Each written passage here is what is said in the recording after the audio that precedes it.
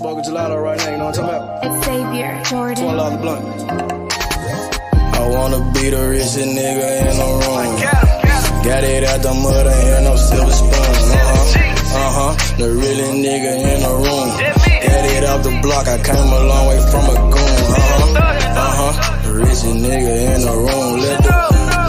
The realest nigga in the room. My shit. The realest nigga in the room. The richest nigga in the room. My nigga in the room before I knew where I was at.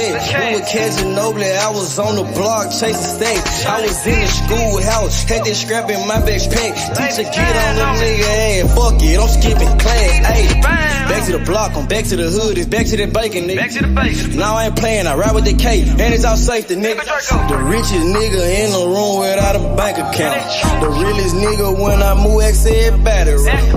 I ain't gotta shout, ain't gotta make no noise. I just made one phone call and hit on my boy. You know yo come through in that 2-seat. He got Vino with him, that boy got 2 hits. I just hit Lil Savage up, he blowing reefer. City got a new plug and he cheap. This Sosa just shot me a test, got what I wanted. Told him pull up, I got cash, don't do no front. I wanna be the richest nigga in the room. Got it out the mud, ain't had no silver spoon. The realest nigga in the room. Got it out the block, I came a long way from a goon. The richest nigga in the room. The realest nigga in the room. My shit. The realest nigga in the room. The richest nigga in the room. My move. The realest nigga in the room and I ain't gotta lie. Nigga crawl a can, he gotta die. Put that on Mom Deuce, you know that I'm sorry. Shout out to that Deuce, my little nigga bloody. I'm still in the mound with some folks, nigga. In my crib, niggas cut throats, nigga. You know what the bid, come and get a boat. I got gas, I got Reggie, I got blow. In the summertime, I'm still serving snow. DJ for the high, I don't do the low.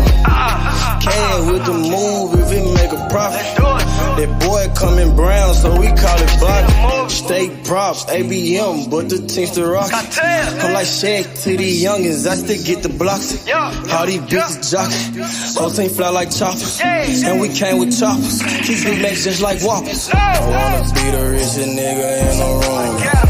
Got it out the mud, ain't had no silver spoon. The realest nigga in the room. Got it out the block, I came a long way from a goon. The richest nigga in the room. The realest nigga in the room. My shit. The realest nigga in the room. The richest nigga in the room. My move.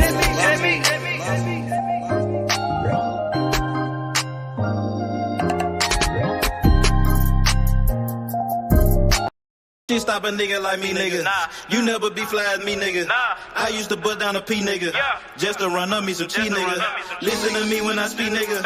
I say you hope I'm a priest, nigga. Yeah, I'm a priest to the streets, nigga. Listen to me, we gon' eat, nigga. Listen up, listen up, listen up. Pull up and hop out that Fendi truck. Flex on these bitches with no muscle. You know it blood on my Fendi buckle. Drips on my nigga, codeine in my liver. I'm smoking that fruit in my pedal like Skittles. Bonding you niggas won't pick up my drip. But then the bail like school dismissal. Just caught a bum, no missile. Nigga try to chew me, I'm healer. You know I ain't lying, no symbol.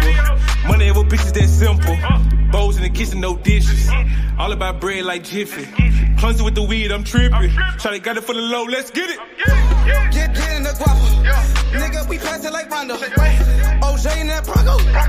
We smoking gelato. Nigga, we smoking that game. The bitch with the ass. She ride like 6 Flames. We counting the cash. Nigga, I fuck him, you love him. My nigga, I'm a hustler. Get cake like a muffin. Hot in the oven. Ace Money got brains. Nigga, we popping the tags. Nigga, pull up in that chain. She in love with the swag. Thank God for the blessing. Blue sheets, salad dressing. Jugging finessing. Fucked her in second. Don't shit stop a nigga like me, nigga.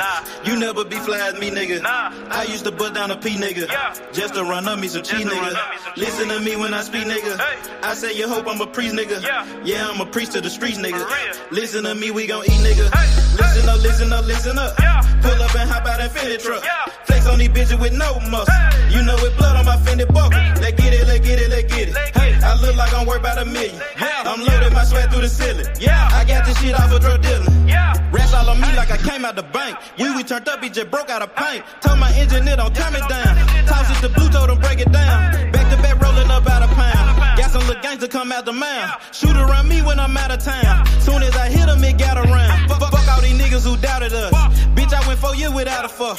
I do not give a fuck, no nigga killing us. I know you broke, you ain't feeling us. My life expensive, I live it up. These niggas wishing I give it up. Still the same shit, I can't switch it up. These niggas bitches, they switching up. Gucci the lure, I switch it up. Racks, packs, switch it up. Run it up, run it up. Your life ain't worth shit but $100. 4-0 don't pull up without it.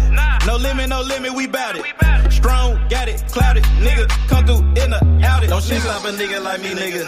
You never be fly as me, nigga. I used to bust down a P, nigga. Just to run up me some cheese, nigga. Listen to me when I speak, nigga. I say you hope I'm a priest, nigga. Yeah, I'm a priest to the streets, nigga. Listen to me, we gon' eat, nigga. Listen up, listen up, listen up. Pull up and hop out that Fendi truck. Flex on these bitches with no muscle. You know it blood on my Fendi buckle. Let's get it, let's get it, let's get it. I look like I'm worth about $1 million. I'm loading my sweat through the ceiling. I got this shit off of drug dealing. Damn, got hit.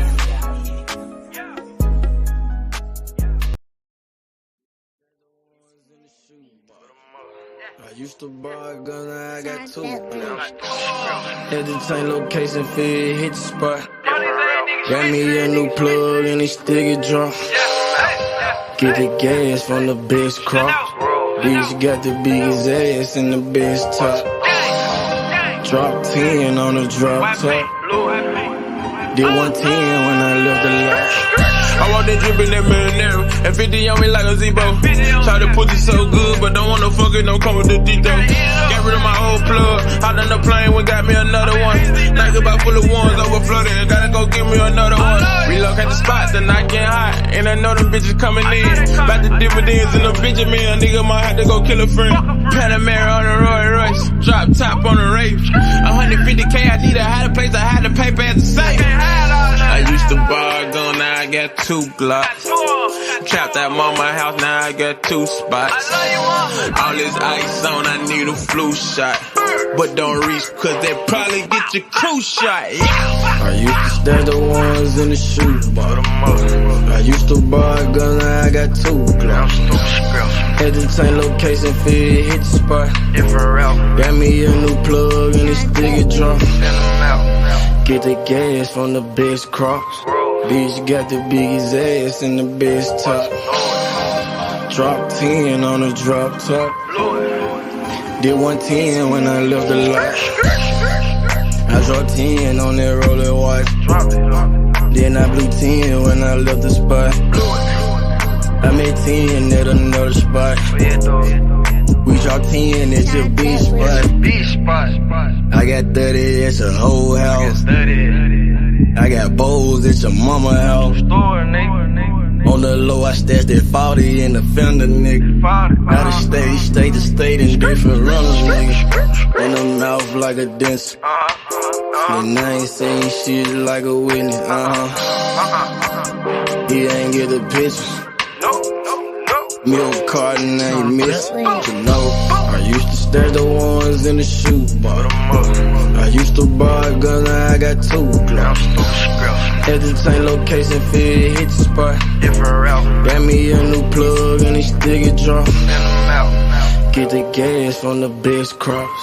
Bitch got the biggest ass and the best top. Drop 10 on the drop top. Did 110 when I left the lot.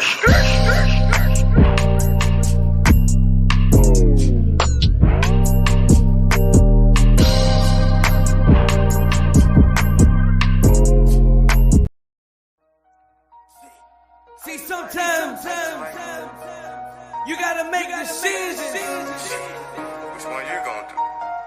C-Mo the motherfucking You gotta make down. the good You I just did. might. Choices, yo. and the bad. I just might. I be like, I Fuck might what a do nigga say. this.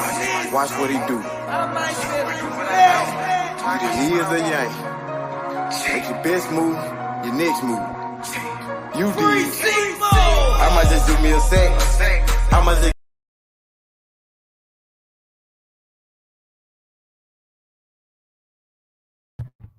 Yo, what up, Drell? What's up good, with it, Drilly? What's good, H? That boy got his ass beat, H. I ain't off of it yet, H. He got his ass dismantled. He got beat 6 different ways. He got beat like a stepchild. He got beat left, right, up, down, side to side. That boy got beat so bad, I hurt for him. That boy got beat. ICU status. He got his ass whooped. And the reason why I'm going to keep saying it like that, H, the reason I'm going to keep saying it like that, because the big fish talked a lot of shit. Yep, he did. And his fan base talked a lot of years shit. Of this shit. They've been doing this shit for years, bro. This been going on for 5 years straight. Just lying on Terence Crawford's name, the #1 pound for pound, the best fighter in the world, bro. You know, pushing false narratives, lying to boxing fans, not keeping it real. Come on now. You gonna lie on the face of boxing, Terence Crawford? The best fighter in the fucking world? Come on now. You motherfuckers ain't shit. You niggas ain't shit out here, bro. Lying to the people? Man, boxing fans so fucking stupid, bro. They believe anything, bro. Salute, what's going on? What's up with it, Hebrew? What up, OG? What's popping, though? Man, we already predicted this shit long time ago, bro. How motherfuckers gonna act, how the fight Yo, was gonna Drill, go you can down. hear Hebrew? Yeah, I can hear him. Yeah, I was letting everybody get their. Oh, we got an Errol Spence fan on the panel. Yo, Big Israel. Your boy Errol Spence got fucked up, bro. Your boy Errol Spence, he got knocked out, nigga. He got his ass beat, bro. What's up, bro? What you gotta say? He got exposed. And he ducking that rematch. He don't want no more smoke with Bud Crawford. Y'all niggas ducks. Y'all some ducks. Hey, boy, look at that picture, man. Look at that picture. That boy saying, one thing you got to give Terence Crawford respect on, Hebrew, the other boxer, Don King. Let me get it off. Y'all can go in with y'all love. This sound like you depressed, nigga. It don't sound like you.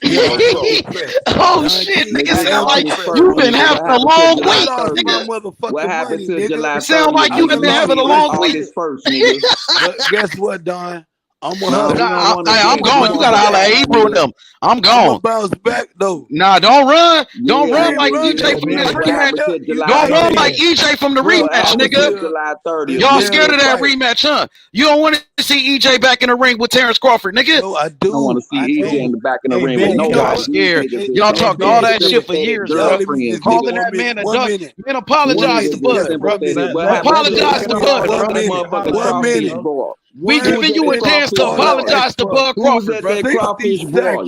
We gonna give you a chance to apologize, bro, to Bud Crawford for what you said about that man, bro. Can I get my? We gonna give you a chance to apologize, bro, and be a real boxing fan for once. Just give me 60 seconds. We gonna give you a chance to apologize and be a real boxing fan for once. Be on mute. Can I get my? Nah, ain't nobody on. You ain't calling no shots though, bro. You ain't telling niggas what to do. Okay, then come on, Don. I'm just saying you can't tell niggas it's Kush, bro. cut they mics off, nigga. Say what you gotta say. Go ahead. Oh yeah, Val been back. He been back, Kush. Hey Ben, but go ahead. Say what you want to say. It's all gas, no brakes. You know that.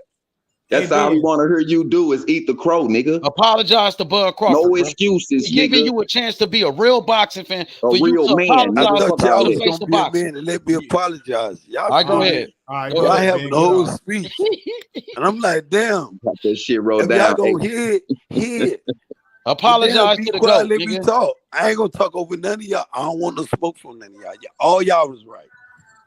All you motherfuckers was right. And I'm here to tell y'all. And so funny, y'all know the most hated was here to come over here and shit on y'all. But y'all shit on me. You can't say shit. Your boy got knocked out. You can't say nothing. Your favorite fighter got knocked out. Hey, Drew, what was you saying? He beat that boy like he stole some. Hey, but what you say? Don, let me finish like what. Go ahead.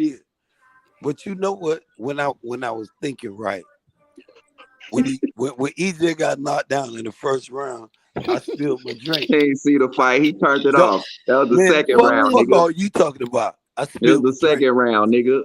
Motherfucker, Bud. I said that with the second round. He ain't watch it. He ain't That watch shit it. funny. Hey, You ain't Ben, watching. Ben, when we bet on the Ugas fight, did I not Laws, send you what's over up, bro? 150 pronto? What up, fam? Laws? Ugas fight, bro. If I No, get I paid you though, bro. That's can what I'm I get talking about. 60 seconds? Hey Don, can you mute Your they 60 mic just seconds for up, 60 Oh, he nigga. gonna act like we ain't got a And bet. I Come on, promise Ben. He you, beat I that go. boy like Nigga he gone in stole 60 something. seconds. He beat Damn, that this boy what like a stepchild. He do I beat gotta that come boy with and the he free beat on that smoke? boy and he beat Do on I that gotta boy. come with the Nah, free Ben, Ain't smoke we and nobody just want to trying to hear demand hear the that shit, shit? bro. shit, man. He beat that boy Do like I he gotta stole something out demand of the That was store motherfucker the last 60 easiest week. fight seconds? he He had, beat that Ben. nigga like he ain't have Stole another something. wish to kill.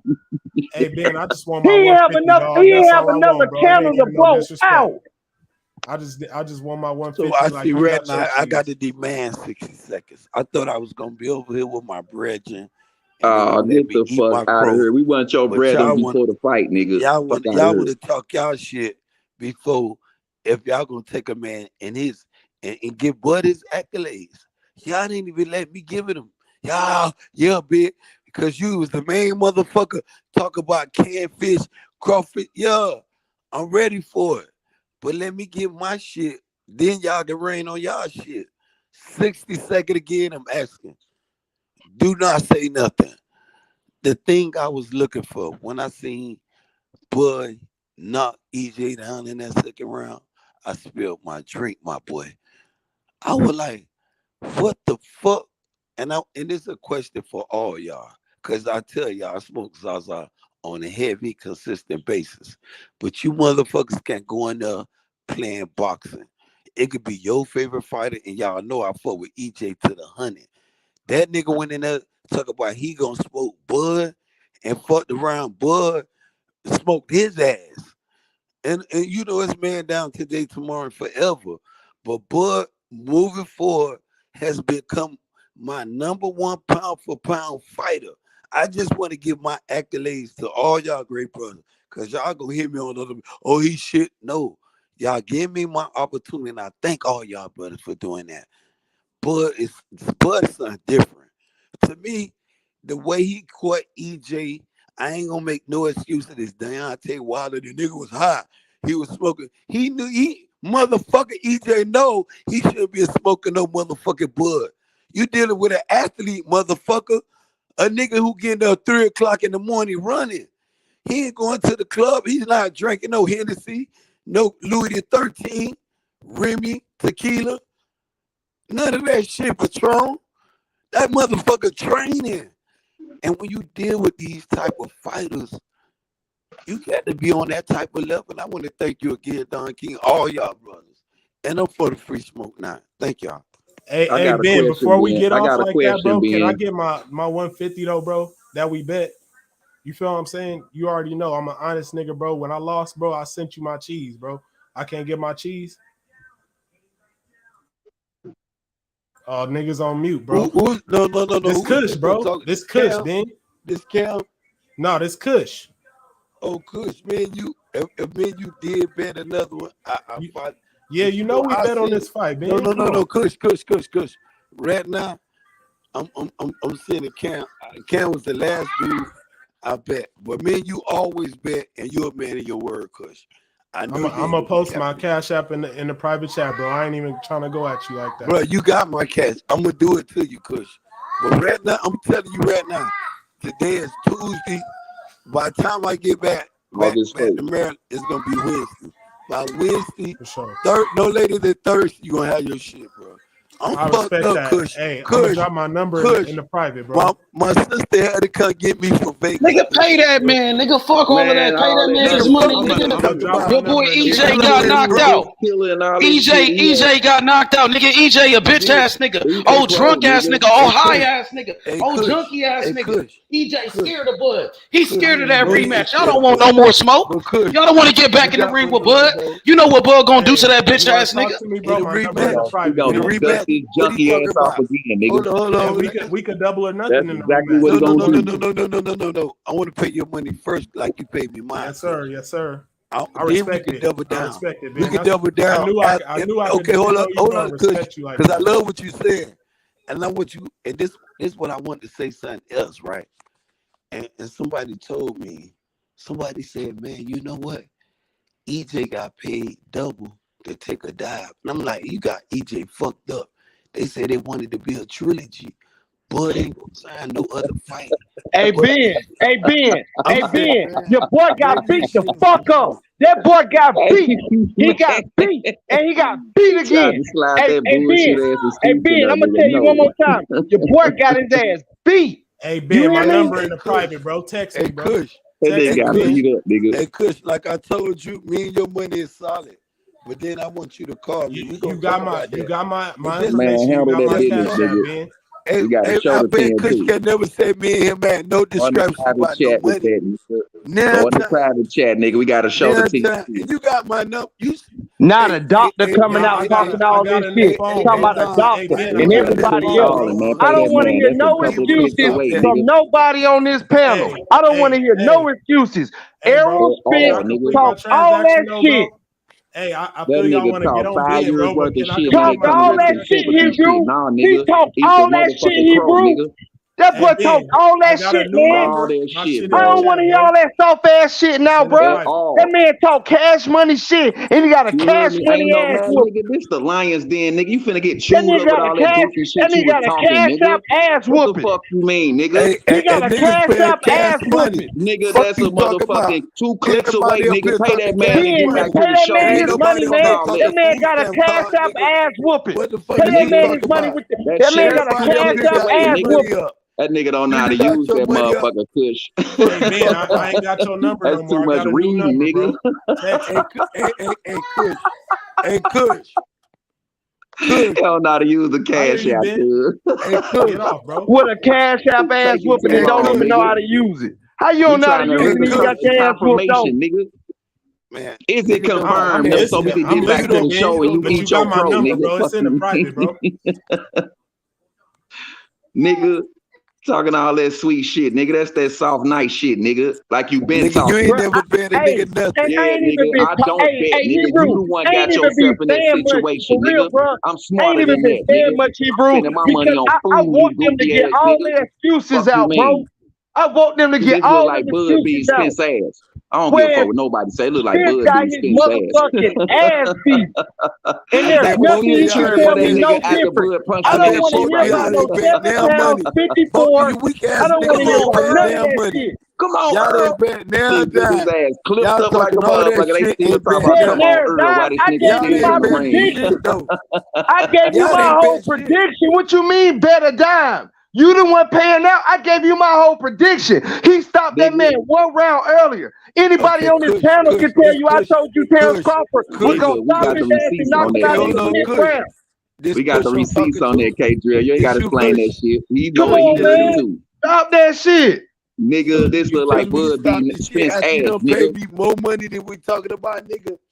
Hey, they was sure when Bud was punching on a nigga. They Earl get hit. They was like, yeah. How much money I done got from your ass. I ain't gonna expose how much money I got from you, Kush.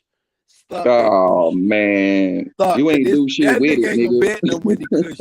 Should have got a facelift with that shit, ugly ass nigga. And you know you gonna get your money. Eat the crow correctly, nigga. I already know, Ben. I trust you, bro.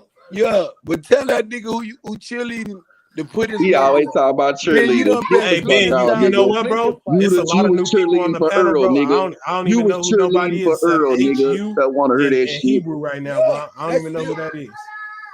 Yeah, that's still, you know, that he supposed to be my Hebrew brother, but he throws stones. Man, you ain't no motherfucking Hebrew, you coward ass nigga. Nigga, you the definition of a coward. You caught up in between too much shit, Ben, to be talking about you in some type of movement. Do that right now. Move your motherfucking fingers over to that cash app and pay that man. That's couldn't afford it. I was trying to send you the baby. Pay that man. Did you pay him yet? Hey, did you pay him yet? OG, let me say something though, bro. I ain't even been on this YouTube shit as much lately, bro, because I almost died back in April, bro. Real shit. Yeah, found out I had diabetes on the road and shit, bro. I told you stop doing that. I was in ICU, with Don King. I ain't even been on this YouTube shit like that. Hey, Kush, he let me on to talk my shit, but then he see me get too aggressive, he'll kick me off. And I'm gonna tell him like you weak, nigga. You ain't never got aggressive on her. Weak, nigga. I kick you. I beat your ass on other platforms. You ain't never, ever. Nigga, how when I'm undefeated. Nigga. How when I'm undefeated? Fucking with Benjamin. How and how many times have you ran off her after I cooked you, Ben? 0-3. Ain't no I've been there. 0-3. Don King where I've been. Don King, he know how to get it done. Man, nigga lying, bro. No, you lying, big ass nigga. You the first show when I on this motherfucker. UGK Flames. I flamed we didn't have our loss. We didn't have our loss on her, Ben. Block Ben Israel. The nigga telling put that shit in the chat when the motherfucker seen me lose on her. Put that shit in the chat when the motherfucker seen me lose or debate on her. Ass nigga. There it is. See, that's what happened when the truth come out. I be soft niggas. You ain't bet no money. You ain't bet no money. What they got to do with the losses that I have, which I have none. Man, how many losses you got on her, man? Yeah, man, he on some other shit, nigga. You know exactly what's going on, nigga. Your girlfriend. You the girlfriend and your boyfriend got beat up, nigga. Bet money on plenty fights. Toxic women, bro. I'm telling these niggas come on here talking like toxic ass girlfriends, bro. Nah, that nigga Errol Spence did that shit to himself. They can sit up here and do all that shit they want to. That nigga Errol Spence did that shit to himself. And if they let me talk, I'll explain to you why. Man, bring it out. Fuck that. Ain't nobody tell Errol Spence to sell that fight like that. Ain't nobody tell Errol Spence not to be humble. Hey, I'm on mute, bro. I'm on mute over here. I've been getting out of line my whole life. Ain't nobody tell Errol Spence to be doing all that extra shit. So now that you got your ass whooped, no, hello. Now that you got your ass whooped, I don't want to hear from your doctors. I don't want to hear from your nurses, and I don't want to hear from your gay ass fanboys. I don't want to hear from your rap artists that you got signed. I don't want to hear from none of that shit. You got your ass whooped. Accept you the niggas cap and y'all look and it's a beating on y'all. You know what, Kush, nigga? When you gave your assessment right there, that's a great assessment. Cause you know what you cover on the trainers, you cover on the fanboys, the cheerleaders, even all that. Oh y'all. But one thing I want you to know, when you got another cheerleader sitting up there dick riding, he mad the motherfucker. Can't say nothing about what he want to do. These the people you need to address. I know I saw a motherfucking spectacular ass whooping. Why is you dick riding? July 29th. Nigga said he was gonna come on here July 30th and then come to August 1st. Shut the fuck up, nigga. You know what I told Jay? Now you just talking, nigga. Hey, this ain't why it take you so long to get here? Hey, this ain't good. I'm on mute over here. Answer the question, Ben. Why didn't you come on the 30th like you said you was gonna do? Pay Kush his money. If you gonna keep hollering his name, this Kendrell talking. This ain't Kush. Pay Kush his money and stop saying his name. But first and foremost, Errol Spence got his ass whooped. Beat. That boy got his ass beat. Okay. That boy got his ass beat like he stole an ice cream cone out of you did all that capping on everybody goddamn channel, nigga, and then come back here July 30th like you said. You ain't a man of your word, Ben. You a weak ass coward, nigga. Right? You a coward, nigga. Shut up. You say your name Kendrick, right? Goofy ass nigga. Just like the rest of these niggas can't keep it real, nigga. Your name Kendrick, right? Kendrell. Kendrill, I want to respect you, my brother, because you got. I respect you. I don't even know you, and I respect you. His name got his ass beat. I'm gonna tell you what this nigga name is. This nigga name Chalky Black, Fat Boy. He got other alter ego name. My name Benjamin, my brother, and my narrative don't change. Errol Spence got his ass whooped. What's your real name? What's your mama name you? You call what's your mama name you? She ain't name you why Israel. You don't pull up at 15, she ain't name you Israel, nigga.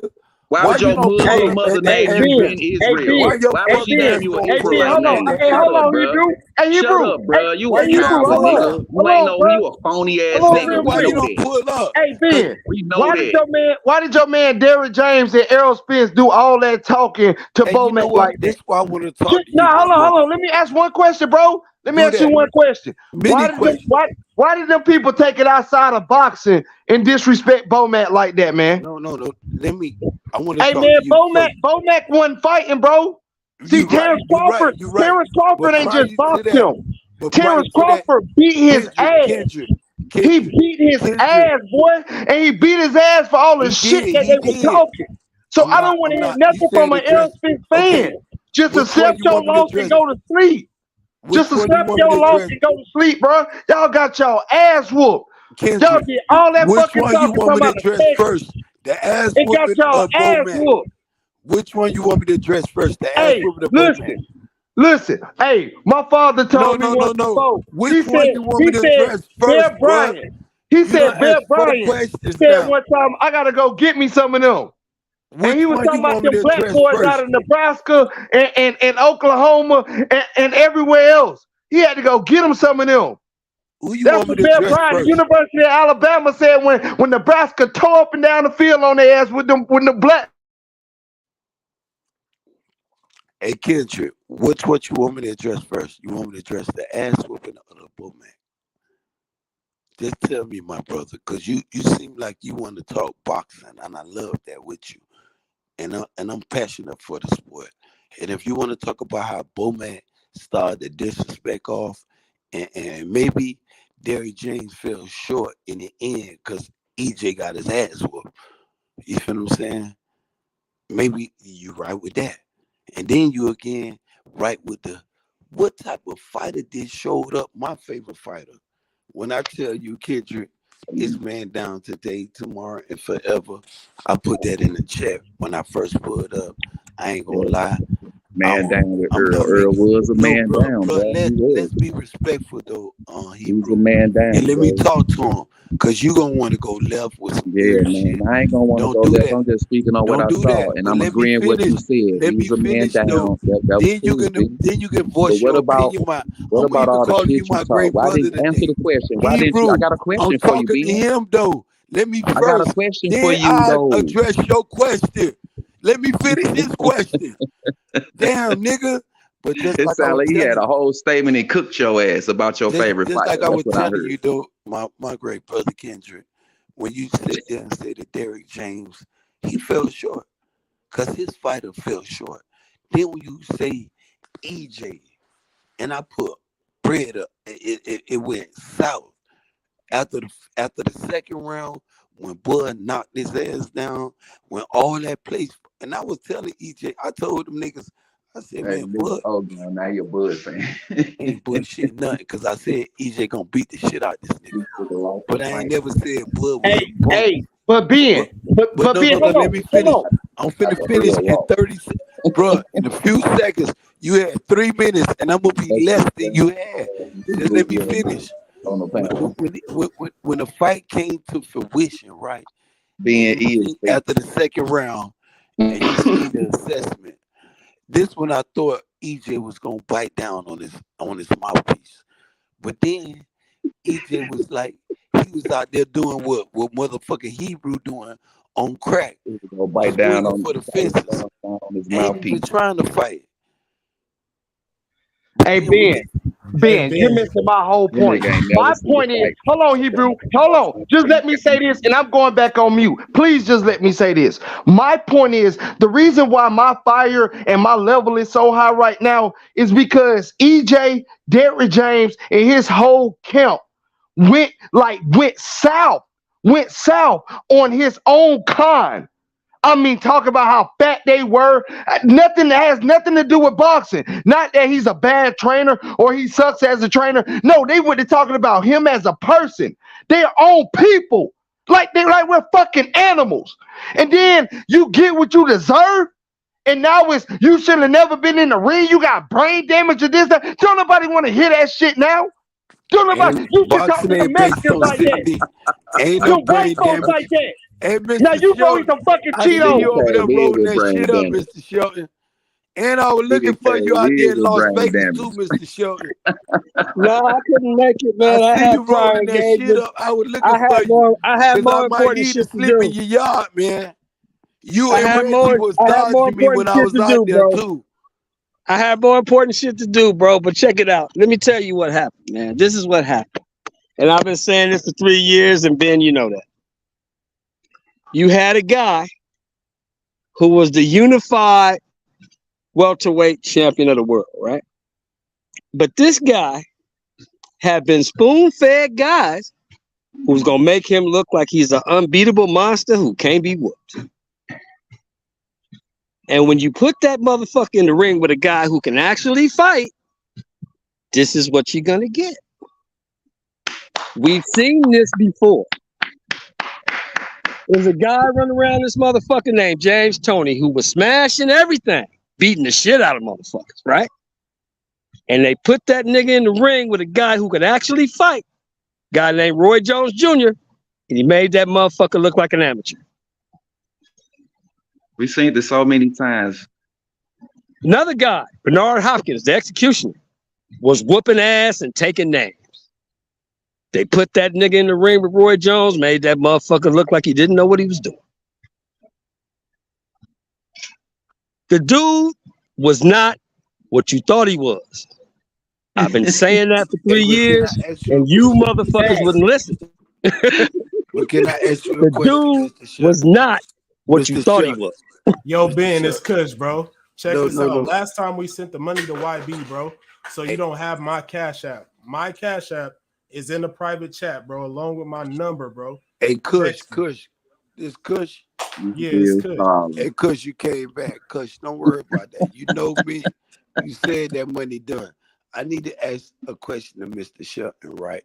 Damn. And maybe for you too, Kush, because I don't want no free smoke tonight. I promise you.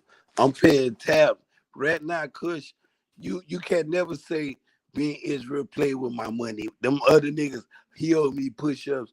You know, if I owe you, I paid you. You owe me, you paid me. But I want to ask you, Don King, and Mr. Shelton, without it could be for the rest of the brothers too, even with my brother Hebrew, because he like to troll me a lot. But nigga ain't no motherfucker trolling you, nigga. You fake, nigga. But for real, let him ask the question. Go ahead and ask the question, man. Mr. Shelton, and just like you told me many a times, man, boy gonna beat him. Ain't nothing special about EJ. You told me this shit 4 years ago. It's holes in his elements. Man, this shit gonna be real simple. But when these fighters, Mr. Shelton, there's a bunch of big stuff. No, please let me finish. When these fighters, Mr. Shelton, go and start smoking this exotic weed, start going to the club, fucking hoes, not being dedicated to the craft. And you told me the root of the art, we can't play sport. And eat your crow. Do you think EJ got caught up in playing the sport of bar with Bud? EJ got caught up of shit talking. You don't want to listen. Yeah, he like started Let me answer the question. No, please. Let me answer the question. Mr. Shelton, the question. Let me answer the question. I'm gonna tell you what happened. And eat your crow, then get the fuck I'm gonna tell you. I'm gonna tell you exactly what happened. So fast, boy. This is what happened. Let me tell you, Ben. This is what happened. Let me tell you what happened. The best version you ever seen of EJ was the guy that beat Sean Porter. That was the very best version of EJ. If you think that a man, what about Kell Brook? No, that was after Kell Brook. He beat Sean Porter after Kell Brook. The very best version you ever seen of EJ was the guy that beat Sean Porter. But now, if you think that a man can be thrown from a car at over 100 miles an hour, skid across the concrete about 25 feet, and be the same man when he recovers from that, is something wrong with you. That dude that fought Sean Porter was gone, and he was never coming back. That man is human. He is not Superman. When you get thrown from a car at over 100 miles an hour and land on the fucking concrete, you are never the same. And these was the question, Mr. Shelton, that Stephen A. Smith was telling people in the fans and walking around saying. He's saying if the Errol Spence that hit that concrete, if he did not have no effect, he would beat a Terence Crawford. No, I'm not saying that.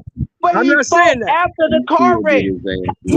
I'm not saying that. Ben, I'm not saying that. I'm telling you, Ben. I'm telling you. Listen, Ben, I'm telling you. There has never been a version of EJ that could have beat Crawford. Because Crawford does too many different things in the ring. Shelton, why did he There's never been a version of EJ that could have beat him. Never. Y'all keep blaming the car wreck. Why did he step in the ring? Y'all comforted this nigga. Y'all comforting this nigga. Well, I don't understand why in the hell are y'all making excuses? You're not listening. You're not listening. You're not listening. I just said, you're not listening. I just said there has never been a version of EJ from the Olympics. There has never been a version of EJ that could beat Terence Crawford. And never. I heard that, Mr. Shelton. I heard that, Mr. Shelton. That's not what I'm saying. What I'm saying is, Mr. Shelton, why did he step in the ring? He stepped in the ring with Danny Garcia after the car wreck. He was going to step in the ring with Keith Thurman if they could have made the fight happen after the car wreck. Why did he come back into the ring after the car wreck? And why did he say he was going to collect all of the belts? Why did he say that Terence Crawford was too light in the ass? Why did he say all of these things if the car wreck was affecting him? The only people saying the car wreck is affecting him is everybody else. Let me tell you why. Because Danny Garcia is not that good. I don't give a damn. I don't give a damn. If you getting paid to do a professional sport, you are good. I don't give a damn if you making $350,000 to $400,000. You are good. Those guys are not good. Those guys are B-level at best. Those guys are not good. You're not elite, but you're good. You might not be elite, but great. 50%. Listen to what I'm saying. 50% of EJ could beat those guys. Those guys ain't that good. Bro, that sounds like so much of an excuse. That sounds like so much of an excuse. But see, this is the thing. I've been telling you motherfuckers for 3 years that them dudes wasn't shit. I've been telling you that. Ugas ain't shit.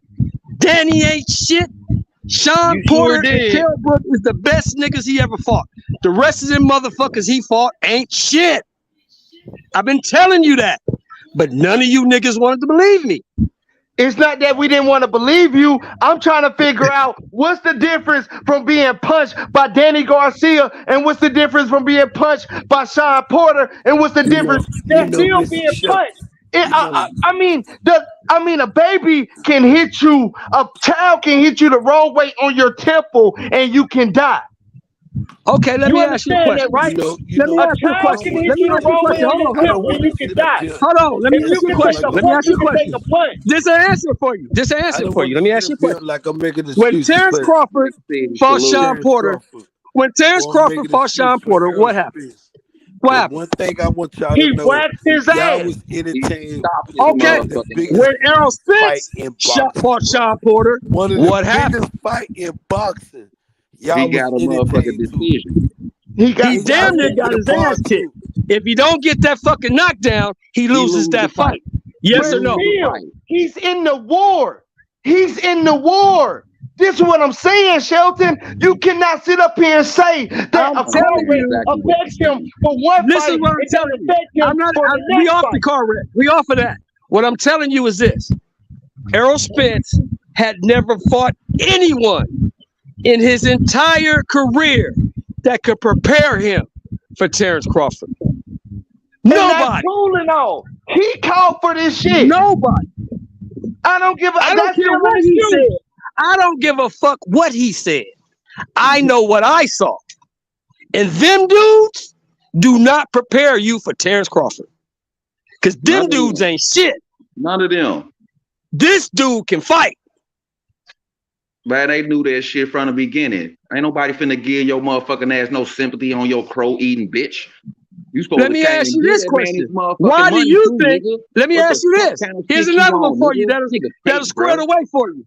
Why do you think they kept that nigga away from Keith Thurman? Because Keith Thurman was gonna beat him. Exactly. The nigga ducked for all this motherfucking time, talking about I'm finna come get that barrel. Man, I knew Bud was gonna destroy his motherfucking ass, bro, from day one.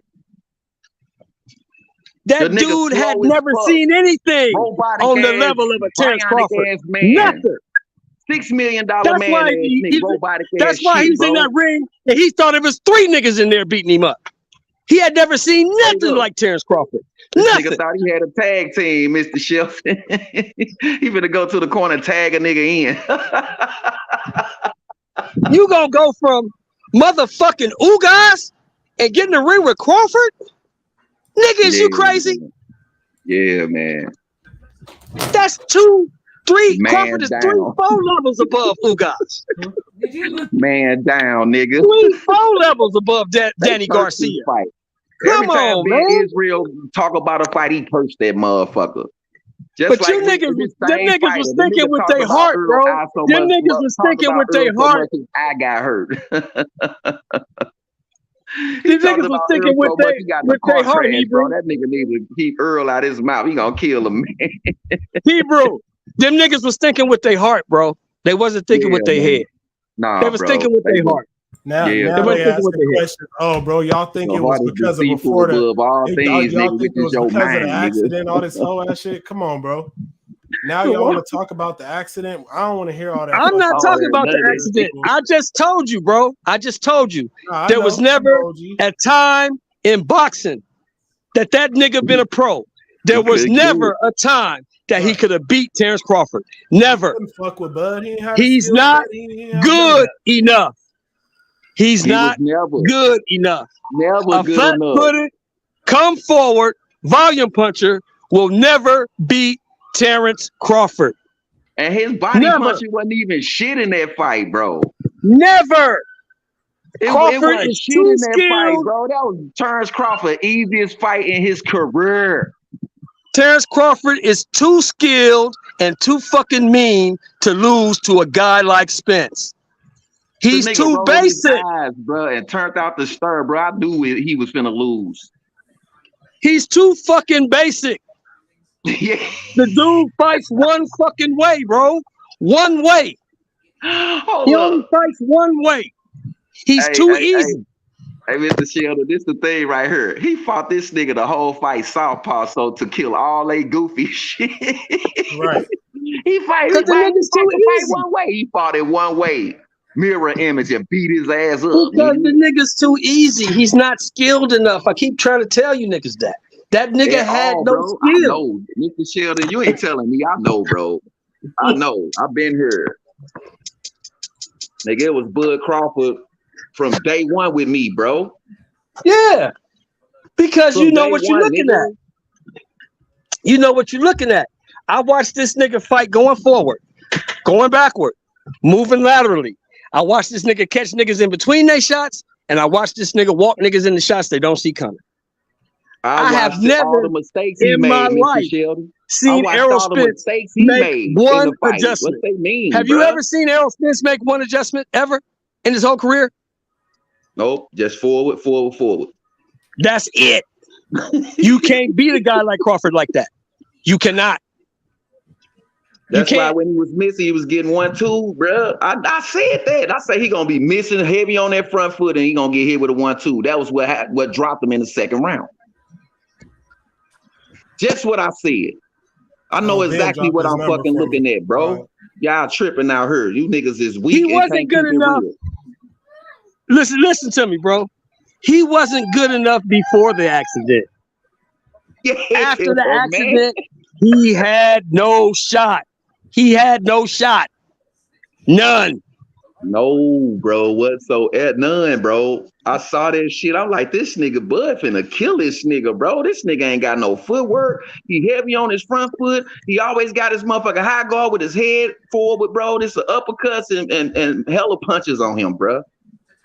He's slow, Bud told you in the presser, there is nothing this nigga can bring that I have not seen before. Did he not?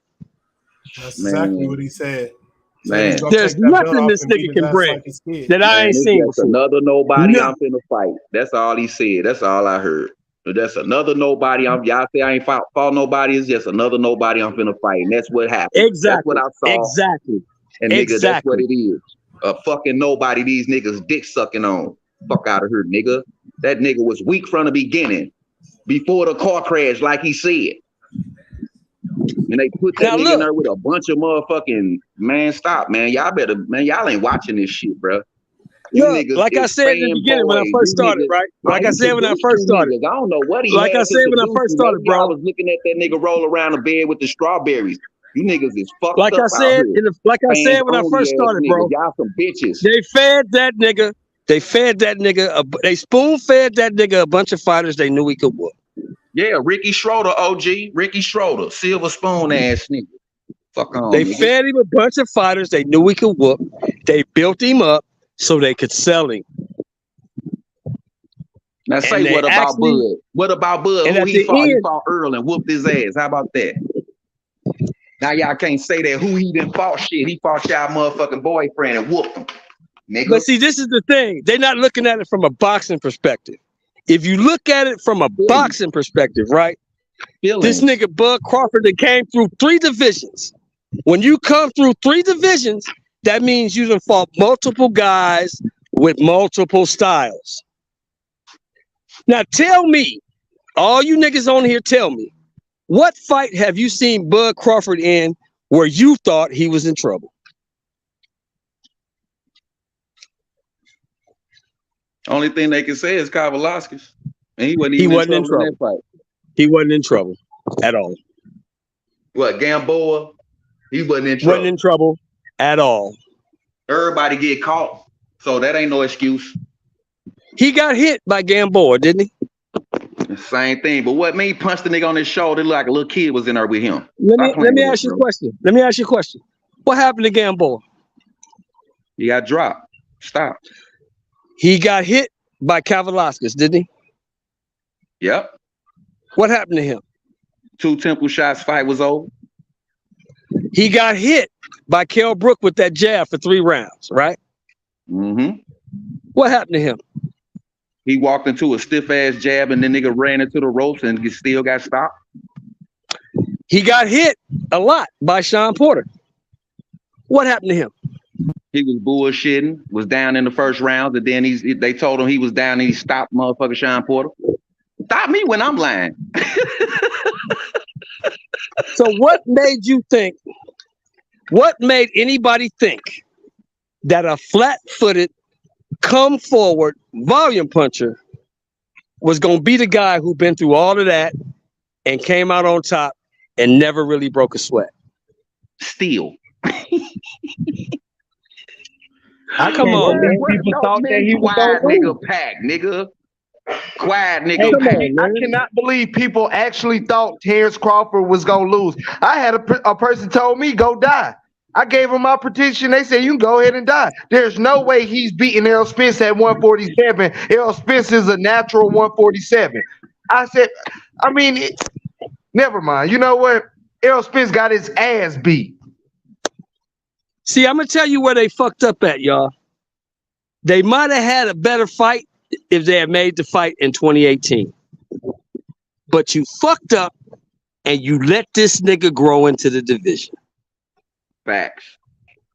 When this nigga grew into the division, there was nothing you could do. Because now he's just as big as you. Mm-hmm. He's stronger than you. And he has more skills than you have.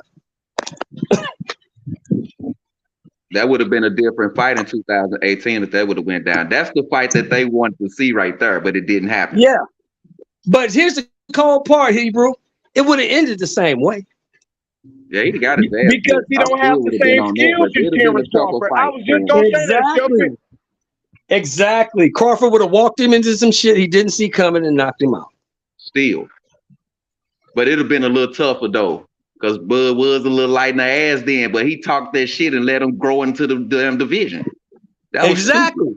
Bud always had a team though, Hebrew. That's what you failed to realize. He might have been light in the ass, but he had more skills and he had a team. This team would have been able to put a game plan together, but Errol Spence one-dimensional ass and whooped his ass the same way, bro. Anyway, he fought the same way in 2018 as he do in 2023. Hey, Drills, I'm gonna tell you when I knew when he first got to the division, it probably would have been a little. He let this man grow, get his weight up, hydrate up and down and shit, nigga. He in the division now. What the fuck you mean, nigga? You should have been jumped on him. I'm gonna tell you, Hebrew. I'm gonna tell you when I knew the fight was over. There's a video going around, right? They show Bud Crawford at about 160 pounds, deadlifting 450. I said, yeah, he gonna kill this nigga. He gonna beat this nigga. I ain't see that, nigga. He was in there doing that shit, nigga. That back strong. You ain't finna get shit off. And them squats, I said, yeah, he gonna beat this nigga your up. lateral movement too, nigga. What the fuck? These niggas, Core strong as a motherfucker. Don't know nothing about the training, the fight, nothing. They just capping for a fighter, bro. And you know what he did right for this camp, right? Did you hear what he said he did? Bring it out. The nigga went to the Vegas, right? And he got with them UFC dudes.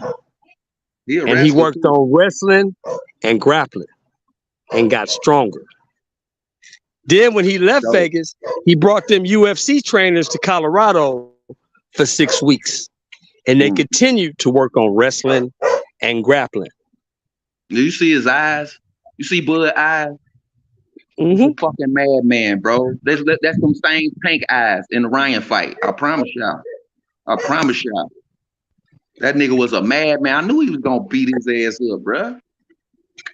It ain't nobody right now between 147 and 168 that's gonna beat this dude. Nobody. And if you fuck around and put Boots in there, he's gonna do Boots the same way. And I'm going to say this, and because a lot of people don't believe this, Terence Crawford is one of the very few boxers that I have ever seen. I mean, ever seen figure you out in the first 6 minutes, meaning the first 2 rounds. Terence Crawford has you beat in the first 2 rounds. And a lot of people say that he starts off slow. He has to get his distance and find his range and all this, that, and the other. No, Terence Crawford beats you from the orthodox stance or the southpaw stance in the first 6 minutes of a fight. And everything else after that is just a roller coaster for you. You better hold on until your ass go down. Terence Crawford, he has the IQ of any boxer that you can go back in history and name. He has the same IQ. And he always tells you he's not going in a fight looking to knock you out. He has a game plan for 12 rounds to punish you. And a lot of people look past that information. But if you dissect it, you will be prepared round 1 through 12 for Terence Crawford, but nobody does. Everybody thinks that shit is a game with that man. They found out today. They found out on July the 29th. I gave Errol Spence 3 rounds. 3 rounds out of that whole fight I gave Errol Spence. He couldn't even get 3 rounds. Let me tell you what this. Let me tell you what I see. Let me tell you what I see this nigga's mentality is. Everything this nigga has, everything he got, the family, the house, the cars, the money, everything he has comes from boxing. He loves this sport and he respects the sport. If you get in the ring with Terence Crawford and he figures out that you ain't living like he living, and you disrespected the sport that's gave him so much, he takes it personal and he's gonna punish you for disrespecting the sport that gave him a life. Because he tells you that boxing saved his life. Doesn't he say that? Yep, that's all the time. All the time. And if you get in the ring with me and you've been disrespecting this sport, I take that personal. I'm going to punish you for disrespecting the sport that gave me so much. That's how he looks at it. And I tell you right now, he want to fuck Adrian Bronner up. That's one that's been disrespecting it that he really want to touch. He want to touch Adrian Bronner. He don't like AB will never. Let me tell you something about AB. AB is a whole lot of things, but AB is not stupid. He will never get in the ring with that dude. Never. We just gonna hear that talk, bro. We ain't gonna see that. And these niggas don't want no smoke for real. He told you in the Brian Custer interview, if you remember, he told Custer, look, These motherfuckers can say whatever they want to say. But me, Terence Crawford, I'm telling you, ain't nobody jumping up and down to get in the ring with me. I have yet to see it, Shelton. I have yet to see it. I have yet to see anybody call him out, just say they want Terence Crawford. Even Boots saying it now, but I could have sworn he went the IBF route. No, here's the kicker on that. And I've been exposing this shit for a minute, right? Before they called David Avenesian and gave him the bag, you know who they sent the contract to? They sent the contract to Bozy Ennis. So if Boots believed all the shit that he said, he's a better switcher, but ain't on his level, I could beat the nigga in his own living room. Why you didn't take the fight when you had the shot?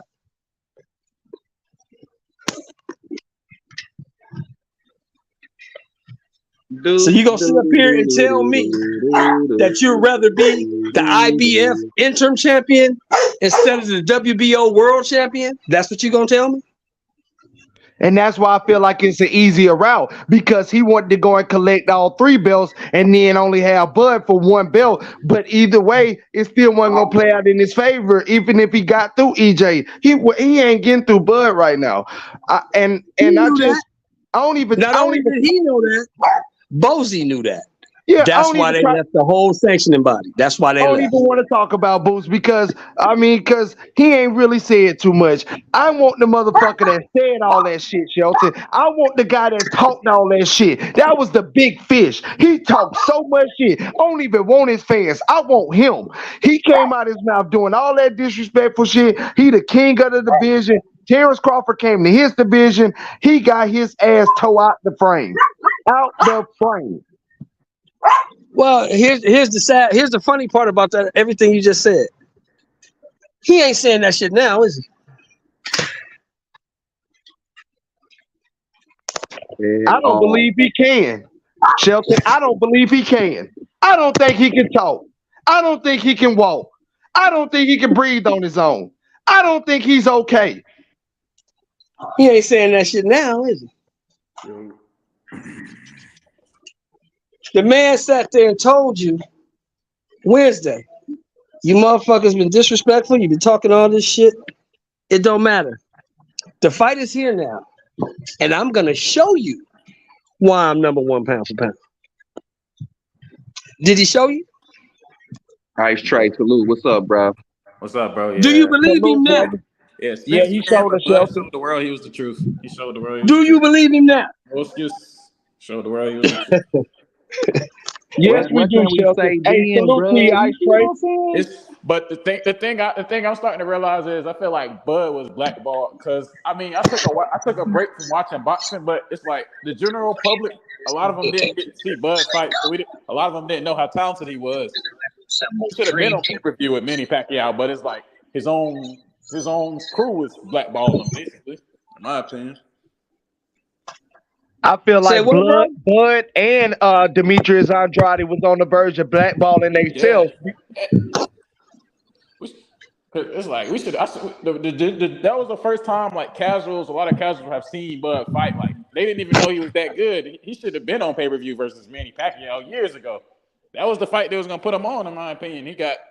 That fight was going to be on Top Rank where he was signed at. I feel like the first time his deal was gone, he should have went straight to PBC. But that's why they feel like he was ducking, because he signed the deal with BLK and he didn't go just run straight to PBC. But if a motherfucker offered me $10 million to go take a fight that I know I can win, I'm going to go and take that fight and then worry about whatever next is, left anyways. Like, they got to understand what they be saying half of the time. They just be talking, bro.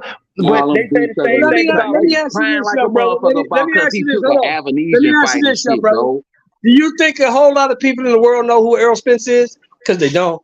No, they don't. I don't think a whole lot of people, but I think before all the this niggas fight, that was chasing that old dude, he was marketed now it's old gone. I wonder where these niggas finna go to. Yeah. Them niggas turn straight to Bud fans, bro. Let's be honest, fellas. Neither one of these niggas is household name. Yeah, but I do feel like with Bud talent and his championships, he should have been marketed. He should be way bigger than Spence, but it's like Spence was marketed better. Even I guess that's what Bomac was alluding to when he said that they made Spence into a monster because the way he was marketed. I feel like Bud should have been marketed into a monster. He's a switch hit hitter. He can the crazy speed. He has the talent to basically one of the best welterweights ever. And he wasn't marketed that way, in my opinion. Well, here's the thing, right? Now he did 700,000 pay-per-views with Errol The world Spence. definitely knows about him now, for sure. They know who he is. Yeah. So this is what I would do if I'm Bud. This is what I would do. If I'm Bud Crawford, I just won the titles, right? I'm the undisputed guy, 2 divisions, undisputed, right? Yeah. Nobody's ever done it. That's history. Yeah. So what I do now is I wait. I see what happens on September 30th. Yeah, I was going to allude to that. Yeah. If motherfucking Jamel win, I fight Jamel. Yeah, because that's at whatever weight. At whatever weight. Because I walk around about 160, 165 anyway. Yeah. So I fight him at whatever weight. Yeah, I was gonna say if Jamel loses, I got one more, maybe 2 more fights in me at this elite level, right? Yeah. If Jamel loses, I fight Canelo Alvarez. Yeah. Undisputed versus undisputed. Yeah. For a huge bag. Yeah. And then win or lose, I walk the fuck away. Yeah. And then this is another thing I would say on that. I think like a lot of the stars like Floyd, Tank, like big pay-per-view stars, they had that one fight that was like that one pay-per-view that was like a rivalry. The 2 guys that didn't like each other, so it built a lot of hype. I feel like for Bud, that can be Jamel Charlo. Like they don't like each other, Bud knocking Spence down, looking at him saying, "Suck my dick, nigga, you next." They can really build that into like a lot. And I feel like that's what he need to take for sure. But now it all depends on Jamel. Because if Jamel loses to Canelo, nobody gives a fuck. Yeah, that's true. But he could beat Jamel and do no, nobody gives a fuck. Because now, nigga, you got 2 losses. Because you lost to Tony Harrison too. Yeah. Jamel hyper that down for sure. You got 2 losses. So nobody gives a shit. But if you can get Bud Crawford undisputed, moving up 2 weight classes to fight the face of the sport, because I don't give a fuck what they say about Tank. Canelo's still the guy. Hey, you know how that fight, like, it turned a lot of casual fans onto Bud. Before this, my roommate right here, he never even seen Bud fight. He said it's the truth though. Like he said he never seen no ass something like that. Nah, Bud ain't doing this shit again. That shit was love. He's just talking. Exactly. Doing that shit again. So that's what I do. That's what I do if I'm Bud. I just wait for a minute. Because at the level Bud's at right now, the elite level, people forgetting Bud turned 36 in October. Yeah, he already 35. I think he's only got about 1 or 2 fights left at this level. Yeah, before it starts to go down here. Yeah, I think Boots is trying to age Bud out and trying to do like a pack. I mean, Spence when he fought Pacquiao, he's trying to fight an older one because he still got the name and still get credit. I think that's what Boots. Well, he's probably never gonna fight Boots because right now fighting Boots don't get you no money. You don't get paid fighting Boots. It's a risk. Like why even take that risk? Even though we think and you don't get paid for it. Yeah. You think he gonna get $10 million to fight Boots? Yeah. Boots ain't got no fucking fan base. Nobody even know who the fuck he is. 95. H Money YouTube lit though, man. I watch this shit every day. That shit live right now. Yeah, I watch H Money. Only motherfuckers that know who Boots is us. Yeah. Nobody don't know that dude. Yeah, but it's like why even fight on the business don't make sense behind it. Boots got to fight Thurman and someone else, build his name, build some type of buzz around him. He ain't gonna get paid enough. He got to build his name up. Yeah. And you don't build your name up. You don't build your name up beating Roman Villa. Nobody gives a fuck. Yeah, like the way Boots was playing with him, he wouldn't dare play with Crawford like that. He wouldn't dare. He wouldn't play with Crawford like that in a million years. It's like I don't know. Boots got like a lot of stuff that reminds me, I guess, of a little bit of a young Roy Jones Jr. and a little bit of Crawford, but he's not ready for that. He ain't never been in no war. He's not ready for Crawford, man. He ain't never been in no war. He ain't faced no adversity. That's a different level you're taking it to, man. EJ been in wars and he's seen it Saturday. That's a different level when you go up to that type of class, man. Fulton see it. Fulton EJ, they still good, great fighters, but it's different levels, man. I don't know, man. I think that's what Boots will find out if he's trying to fight Crawford, man. I don't think he'll get beat as bad as EJ just because he's not flat-footed. He can move around. Well, and Ice Trade, that's why I'm saying I wouldn't mind Terence Crawford retiring right now. Yeah, I wouldn't mind seeing Terence Crawford walk away from the sport he loved on top and going back because he's going to stay in the sport. He got kids that he trains. He's a trainer already. He's cool with Shakur. He's going to stay in the game. Like, he's going to stay in the game, but he should hang his gloves up and do something different because there's nothing else for him to prove. Exactly. What is that for brother to prove?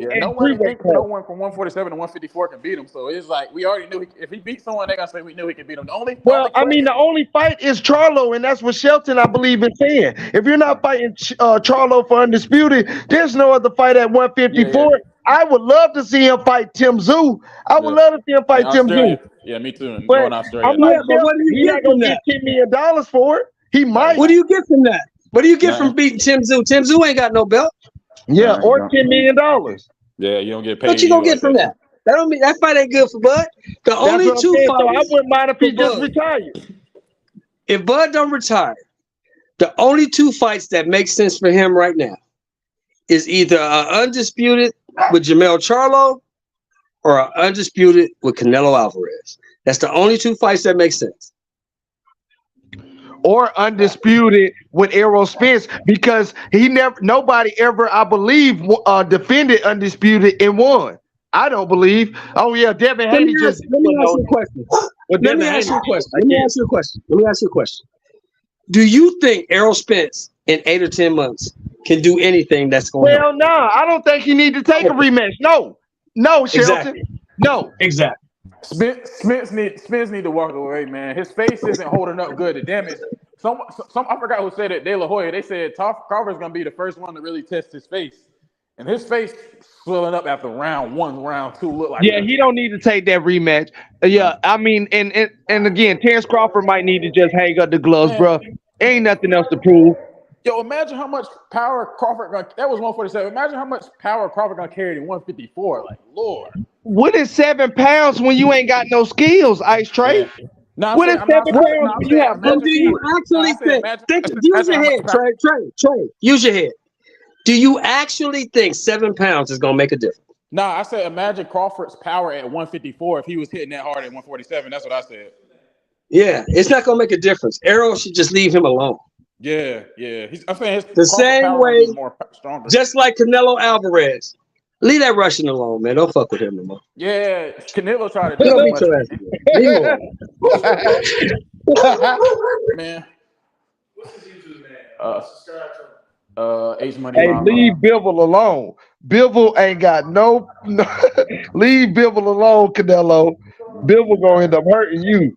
All right, for real. On your team, man. So y'all said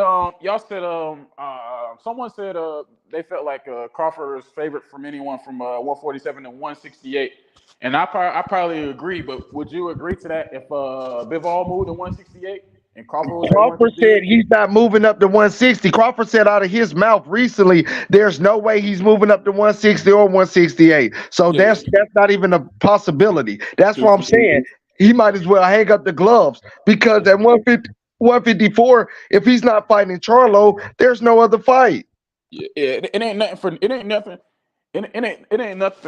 for Crawford to accomplish no more, man. In my opinion, still less 3-time undisputed. But if what's the name lose, he gonna vacate the belts. I already know he is. If Charlo lose to Canelo, he gonna vacate at 154. He's not gonna want to go back down and get that smoke from Crawford.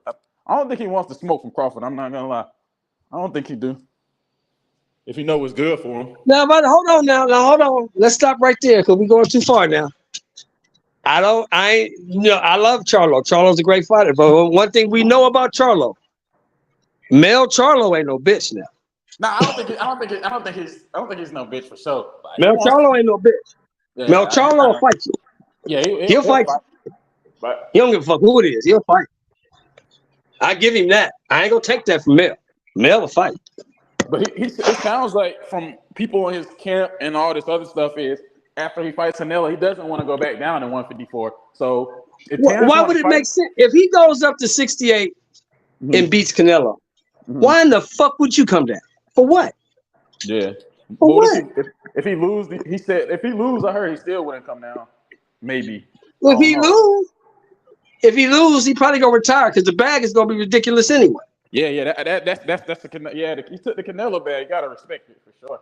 Anybody would do that. Almost anyone would do that, man. Everyone want to fight Canelo. Hey, make sure y'all smash the like button and show H Money some love, man. Hey, man. Hey, Ice Trey. So what you think about the 135 division and the 140 division? What you think about this Regis Pro Ray fight and Devin Haney?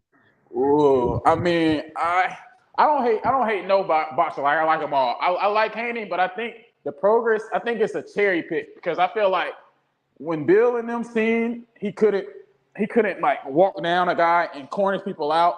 I feel like that's when they really wanted that progress fight. I feel like at the 135, it's gonna come down to the last two standings are gonna be Tank and Shakur, and it's just gonna be can Tank get cut Shakur with a clean shot, in my opinion. I love Devin. I love the fact that he going up to fight Regis. But I got Regis. Yeah, I think Devin's gonna do a little bit with what's the bro name? Godzilla, that's his name. I got Regis. I think Regis is gonna beat Devin. You think he's gonna stop Devin? Because I don't think he can beat him on the points. He gonna stop him. Yeah. Devin ain't never seen a left hand that he didn't like. Yeah. That's the only thing. That's the only thing. Devin's really gonna have to get some good work in with southpaws because he gets caught by that left hand definitely. So if you don't know nothing else, you know that Regis hit way harder than Lomachenko and JoJo did.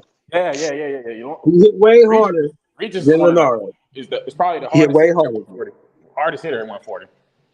His knockout percentage says it all. That's what he's known. Motherfuckers run around here just assuming Devin finna go up here and just beat this boy. I don't think so.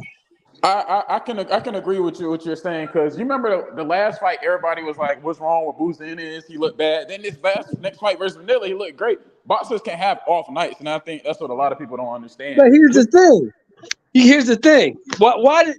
Let me ask you a question. Why did Boots look like shit against Karen? You know why? You know why? Why? Because Karen is not going to stand in front of you. Yeah, he moving. Boots has a problem with motherfuckers that move. Yeah. Boots don't know how to cut the ring off. I think so. That's probably why his next fight was against Villa. Someone is going to stand right in front of you. Yeah, and and somebody who stands right in front of you is going to make you look what? Spectacular. Yeah. Now, do you think Terence Crawford is going to stand in front of Boots? Nope. Nah. He's going to move. He's going to catch Boots. Either A, he's going to catch Boots in between his shots, or B, he going to walk Boots into a shot that he don't see coming. You can't even compare Villa's reflexes to Crawford. It's not even on the same world, man. So that's true for sure. So if Boots is smart, if he's smart, now I get it. He a young dude. He hungry. He want money. He want championships. So you supposed to call Crawford out. You just need to wait for the. But if you're smart, yeah, exactly. But if you're smart, you stay the fuck away from Crawford. Yeah, just all you got to look. It's made for Boots to take over and run the 147 for the next year. He just let Spence Crawford go up to 154, and it's your division, man. If you're smart, while he's still here, like the next year and a half, 2 years, you stay the fuck away from Crawford if you're smart.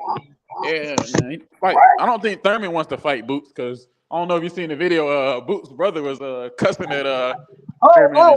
Don't get it twisted. Thurman will fight Boots. Because Thurman ain't gonna stand in front of you either. Yeah, he's mobile. Yeah. Thurman's definitely mobile.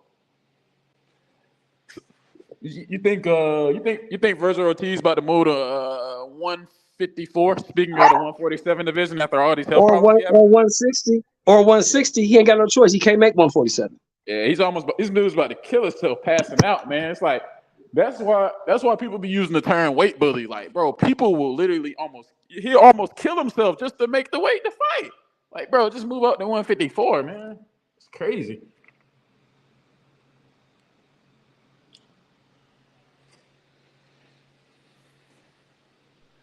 Yeah, Virgil got to do something more healthy, bro. You can't keep hurting your body like that and then want to be a professional athlete. That ain't fair, man. And I don't know why Oscar's letting him even do that shit, man. Like, that's called having a short career. Yeah, like, and it's like I understand maybe if it was some shit like 135 to 140, like the talent difference in 135 and 140 is like crazy different, but the difference in talent. It's more talent. It's less talent than 154 and 147. So just go fight at 154.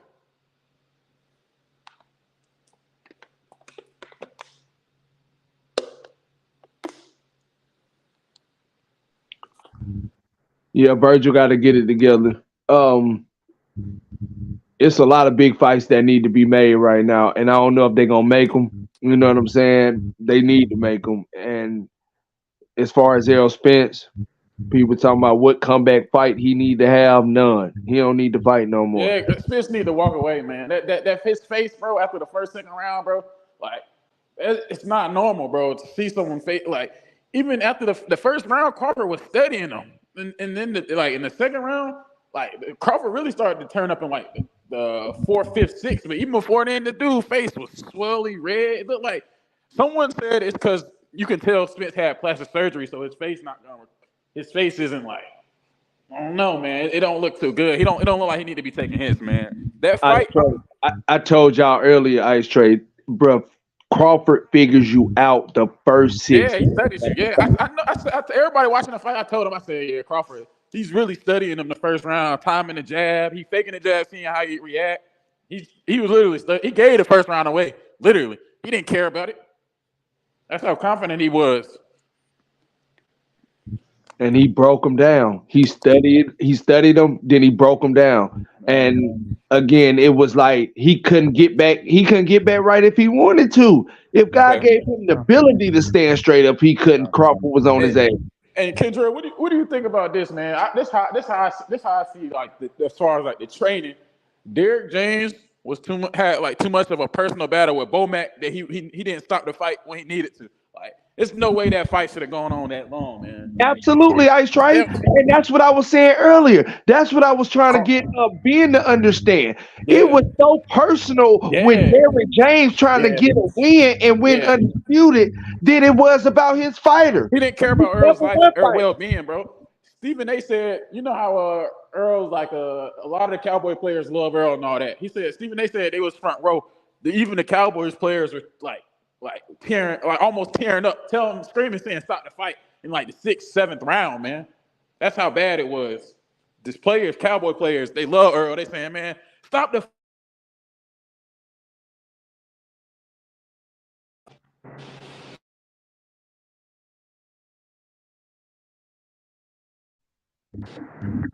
I don't know, bro. We lost you.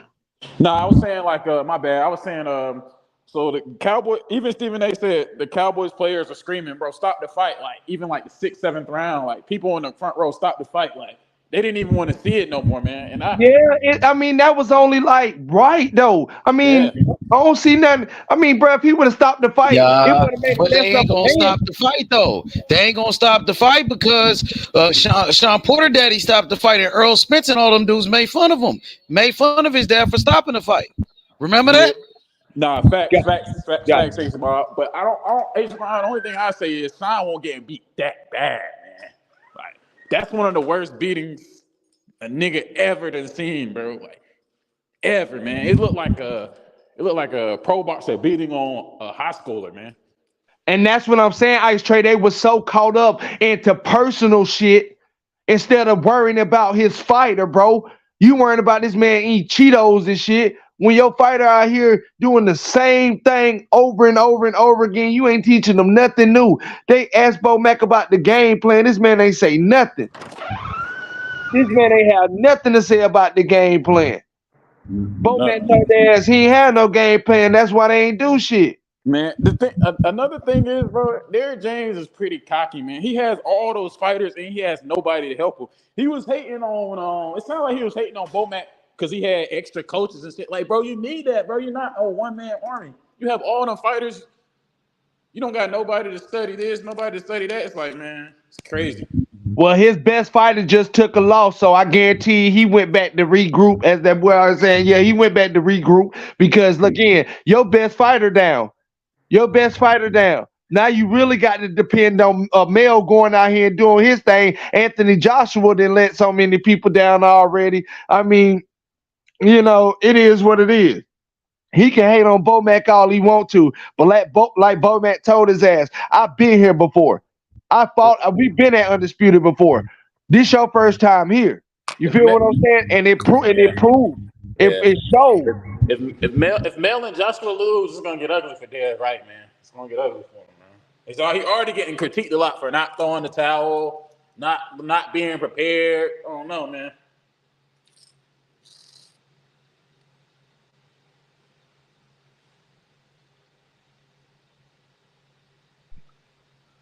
Yeah, I don't take nothing away from Derrick James.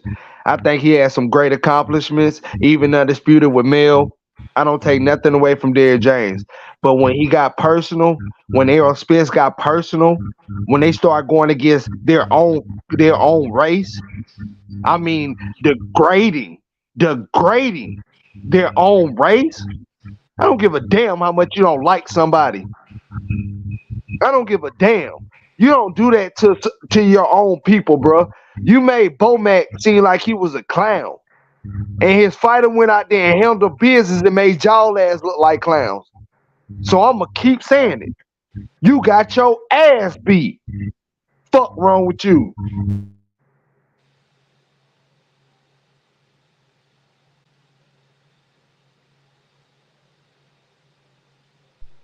And if H Money go live tomorrow, I'm gonna be back on here tomorrow. Errol Spence got his ass beat. That shit don't make no sense. You did all that damn talking and ain't go out there and do nothing. Do nothing. Spence didn't look like he was prepared, man. It looked like he just wanted the payout, the payout, man. It didn't look good for that man. He don't need to fight. And I don't think it was about the money. I really think he just can't fuck with Terence Crawford, bro. Yeah. And I really believe, I really stand behind my prediction. I just think he can't fuck with Terence Crawford. It has nothing to do with money. It has nothing to do with fame. It has nothing to do with connections. Skill for skill. He can't fuck with Terence Crawford. Yeah.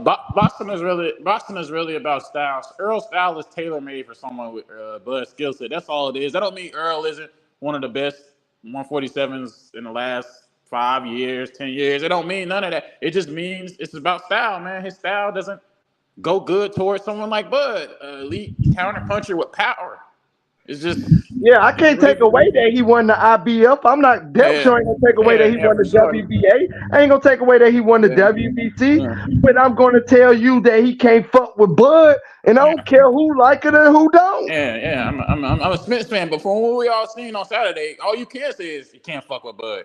All we can go over is what we saw. Everybody before it was just speculation, but I mean, from what we saw, Bud is on a different level. He's on a different level, man. Best pound-for-pound boxer in the world. He showed up and showed out. Again, I don't know if he will fight Boots. I don't know if he will fight Tim Tszyu. I don't know if he will retire. But I'm waiting to hear the news. I'm waiting to hear what's next. I'm definitely waiting to hear what's next with Shakur Stevenson. I can't wait to hear what's next for Andy Cruz. Hey, my boy Dula Mason. Yeah. All of them. The reason why I don't think he should fight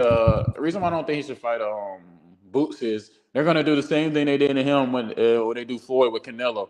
He was too young. He fought young. That's all they're gonna say. And then in a couple years they're gonna say I can see Boots done going crazy Winston Canelo did, and then 5 years from now, when people try and bring that up on Crawford resume, oh, you fought a 26-year-old Boots. You didn't fight Boots in his prime. Same thing they say with Mayweather and Canelo. Even though Mayweather would have beat Mayweather at his peak would have beat Canelo at his age, any age, man. So it's all they're gonna do, man. That's why I don't feel like he should fight Boots, man. And Boots really don't want to fight Crawford. I feel like, man, because he could have went the IBF route, and he chose not to. Like that's the thing about a lot of these boxers, man. They can choose to be someone's number one contender and be the guy they have to fight, but they go the other route, and then they complain about not getting the fight behind closed doors and to the public, man. And I might be wrong for saying this, but honestly, I don't want to see Keith Thurman fight nobody. I don't care for him. Yeah, he hasn't fought. The dude hasn't fought in almost 4 years. Last time we seen him fight was 2019. That's what I'm saying, Ice. That's what I'm saying, bro. Like, I don't care to see him fight. Yeah, he obviously doesn't have the drive to get back in the ring. You're not telling me he couldn't get a fight for 4 years. All he been doing is calling people out for 4 years, man. Who y'all Brother Boxing, what up? What's going on, man?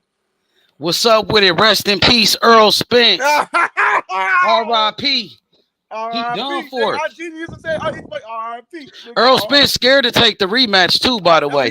He said he gonna take the rematch, but he lying, he capping. He don't want no more smoke with Terence Crawford. I promise you that.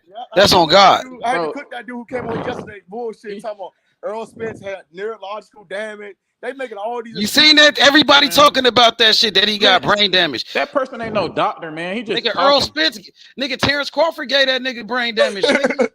That's what he did. That was Terence Crawford. Nigga, that's that punch right there. Look at that nigga. Oh my God. Look at that. Look at it. That nigga look like he's screaming in that motherfucking ring when he get hit.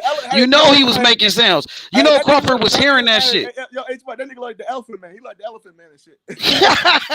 That nigga like the elephant man. Man, that doctor that said that shit, H Money, that nigga is not no neurologist, man. He just that's what they said. He ain't no neurologist. Remember they said Deontay Wilder had a dent in his head when Fury whooped him. Now this nigga Errol Spence got brain damage. Come on, man. Y'all niggas just. Bro, they did it for 3 years. Man. They gonna try to do it again. Man, that doctor that said that shit. Someone asked him, was he a neurologist? He said, no, that's not. It's funny because everybody that's making excuses for Errol Spence, they was picking him before the fight. Now that he lost, oh man, he ain't the same no more. Why y'all wasn't saying that before the fight? No, they wasn't saying that shit. They was saying, oh, he gonna beat the shit out of Crawford. They say he gonna knock out Crawford. He gonna break his eye. He gonna do this. He gonna do that. He couldn't do shit. You can't make excuses for a man that's not making excuses for himself, man. I don't know why these people doing that, man. He took it on the chin. He said he got his ass whooped. Crawford was the better man. And now they made a video about Crawford with some loaded gloves and shit. They trying. Yeah, I seen that. Yeah, I seen that bullshit. I just seen it popped up. I ain't click on it though. I don't click on bullshit, but I just seen it pop up on my shit. I'm like, nah, that's some dumb shit. I'm like, yeah, I heard somebody said Crawford never had power like that before. Shit, the nigga got like 10 straight knockouts. He stopped 13 straight opponents. Oh, my bad. When he knocked out Sean Porter, they said it was because his daddy stopped the fight. But he dropped him 2 times, though. Put him on his ass 2 times. He put Errol Spence on his ass 3 times. They try to make all the excuses in the world, man. Bud always had power, man. Everybody know that, man. They haters, man. Oh, yeah, he just stopped Sean Porter. He dropped Sean Porter 2 times. And the excuse for that, oh, his daddy stopped the fight. His daddy said he didn't train for that fight. That's why. So what about Errol Spence? What's your excuse for him? He got dropped 3 times. The first time, Crawford hit him with a 1-2 right down the pipe. Boom, boom. Dropped his ass. Damn. He didn't even hit him that hard. Yeah, Crawford has crazy power. He was snapping EJ's head back with a jab, man. Nigga, that uppercut though, the second knockdown with that uppercut, that was nasty, bro. And then Crawford went to Charlo in the crowd and told Charlo, "You next." And then he told that he pointed at his nuts and shit. He was like, yeah. "You see, Crawford told that nigga." Yeah, he said, "Suck my dick, nigga. You next." I don't know if he said so. He said something like, "Nigga, let your nuts hang or something. Where your balls at, nigga?" He said, "Let's fight, nigga." But you know what I'm saying? He owned that nigga. And then after the fight, he went back to that nigga. But you see, Charlo ain't stepping in the ring though. Oh, he don't want no smoke, bro. I mean, I like Charlo. No disrespect, Charlo. I like you a lot. I like you and your brother, but I don't think y'all want that smoke, man. You went to go fight Canelo. You went to go cash out with Canelo, but the real fight for you was with Terence Crawford, bro. You the champion in that weight division. He was gonna challenge you. Instead of you jumping up 2 weight classes to fight Canelo, that damn near career suicide, homie. Yeah. And he had Tim Tszyu. Everybody was talking about him and Tim Tszyu fighting. I guess he would rather lose to Canelo then, huh? Yeah, he want to cash out. Because they gonna say, "Oh, he jumped up 2 weight classes." They gonna give him a payday. No, they gonna make excuses for him. He jumped up 2 weight classes. Yeah, he dared. He dared to be great, huh? He dared to be great. Yep, I can see it now. I already know it, bro. Charlo should have never fought him. Hey, you said it best, H Money. Hey, you hit it on the head. Career suicide. Ooh. He's not gonna win that fight, bro. Canelo gonna fuck him up, bro. He barely beat Tony Harrison. Tony Harrison beat him. He barely beat Brian Castaño. Brian Castaño, I thought, beat him in that first fight. Come on now. And now you talking about Canelo Alvarez, pound for pound, one of the best fighters in boxing, who has some of the most accomplishments in the whole fucking sport. 4-division world champion, Canelo Alvarez. Undisputed champion, Canelo Alvarez, homie. I don't think he's ready for that smoke, my boy. And then people keep talking about Charlo's power, man. Canelo has a chin, bro. No one from 150. Charlo's not finna come from 154 and rock Canelo, bro. Like Canelo has a chin, bro. Oh yeah, he does have a chin. Canelo been in the ring with light heavyweights, such as the Crusher, Sergey Kovalev, bro, who's a big time puncher. GGG, one of the hardest punchers we see. Like, man, come on. Facts, bro. Been in there with Triple G, one of the hardest punchers in boxing. Yeah. And Canelo never went down. Canelo never been dropped before, bro. He got an iron chin. Yes, bro. Chin. Canelo fighting bigger guys, bro. Light heavyweights, bro. Come on, if those light heavyweights couldn't hurt Canelo, I don't see Charlo doing it, but anything is possible. Anybody can be hurt, bro. If you land the right punch on the button, right on his chin. Yeah, we seen Canelo hurt before. That was early in his career. He got hurt by I think it was Miguel Cotto's brother. What weight was he when that happened? At 154. Was it 154 or 147? He got rocked, but he recovered quick. And it was like, you know, there was nothing really, nothing major. And I think a lot of people don't realize about the Canelo Dimitri Bivol is Bivol, like, I feel like Shakur the best defensive fighter, but like the statistics say that Bivol get hit like the least, like percentage wise, or it did like a couple months ago. One of the best defensive fighters in boxing. He's up there with Shakur. Yeah. You know, numbers never lie. Dimitri Bivol is a great boxer. Yeah. He's one of my favorite fighters in boxing because he has mastered the sweet science of hitting and not getting hit. Yeah, great defense. You know, you just brought that up. Yeah, for sure. You feel me? So, man, I mean, but Canelo, we've been seeing Canelo like, you know, look like he lost a step. Yeah, I mean, like Canelo has lost a step though. Even his punching bags, like it's not the same, but it's still enough to beat Charlo. Like coming up 2 weight classes, in my opinion, for sure. Like for sure, his punching bags and all that, it don't look the same. Like anyone can tell he's been fighting since he was 16. He has like a lot of pro fights, a lot of banging, wear and tear. He's not the same as 3 or 4 years ago, obviously, but he ain't about to come out there and look like Spence versus Crawford. Like he's gonna get in Charlo shit, in my opinion. Man. Yo, they looking at Canelo right now like he's you know, like he's not the same fighter, you know, and maybe that's why Charlo's trying to take the fight. Maybe he think I think that's what he can beat him. Yeah, you know, people seen Canelo's last fight with John Ryder, where John Ryder actually marked up Canelo's face. Yeah, you know, bruised him up really good. He was touching him. Yeah, and, even in his fight with Triple G. His last fight with Triple G, the third fight, it looked like Canelo lost a step in that one. Yeah. Even though he beat Triple G easily, he beat him easily, but it looks like Canelo is. I don't know if Canelo's the same fighter that he once was. Yeah, nah. He's not like the same Canelo from 3 to 4 years ago. I think he's obviously regressed. He's obviously regressed, but he isn't no bum though. Like how? Oh, he's not a bum. He's still better than most fighters. Yeah, he's still one of the best in boxing. But you could see like.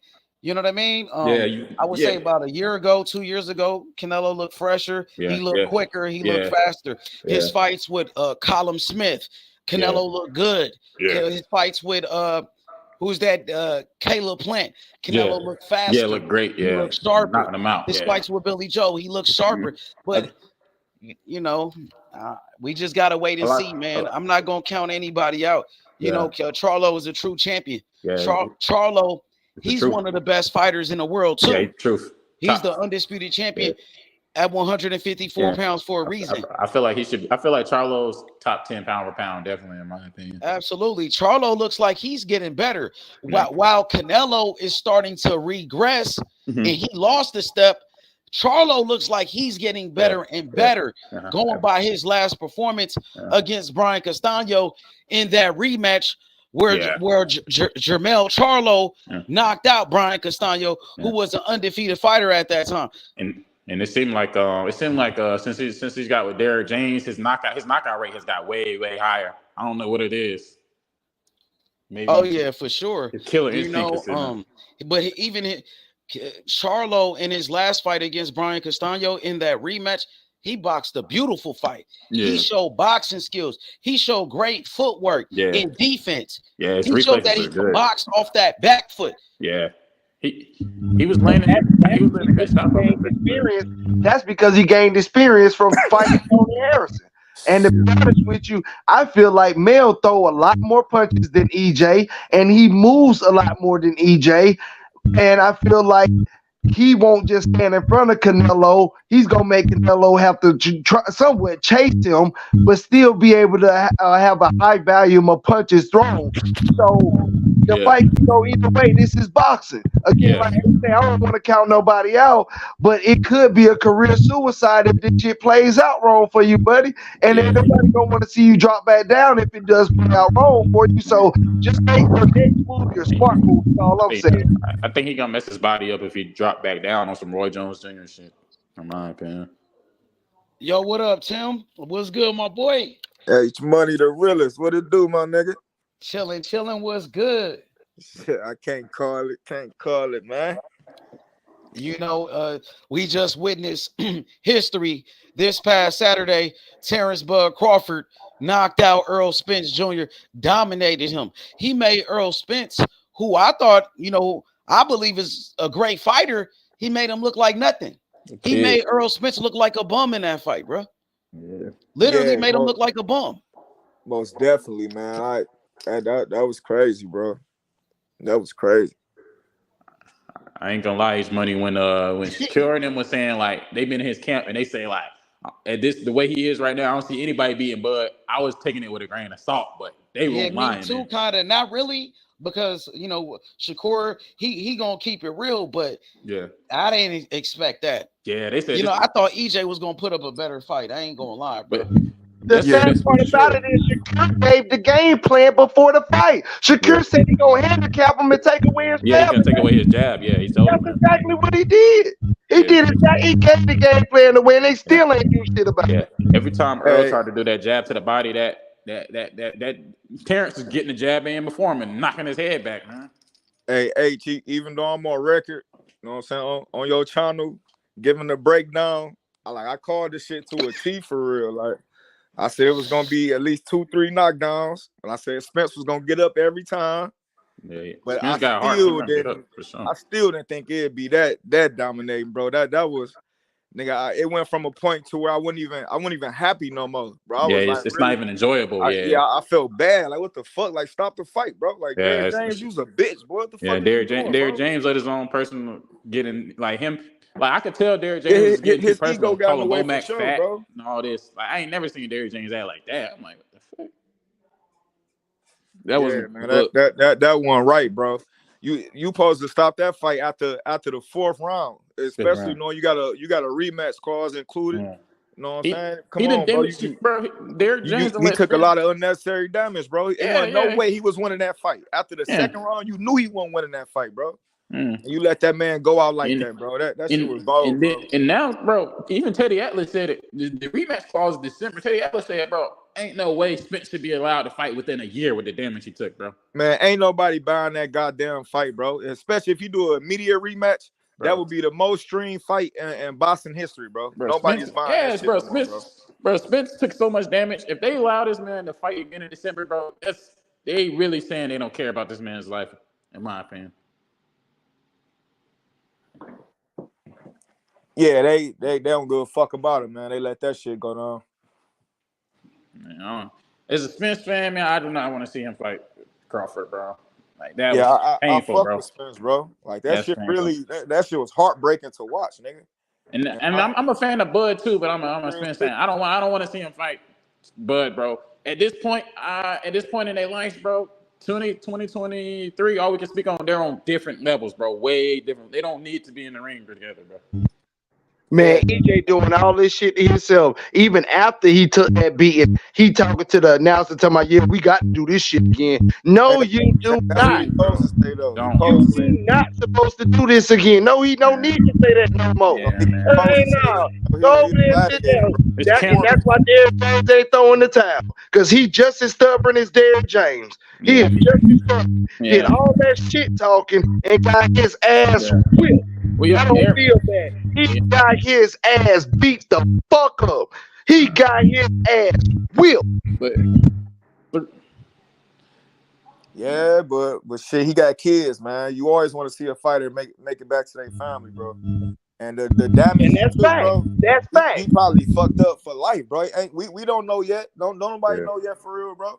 Yeah, the way he was talking, for real right now, bro. I pray not, but that boy is probably fucked up, bro. Yeah, the way he was talking in like the presser, I ain't gonna read too much. I know he fucked up if after he took a beating like that, he asked for a rematch. It's something really wrong with that boy. You right. He fucked up.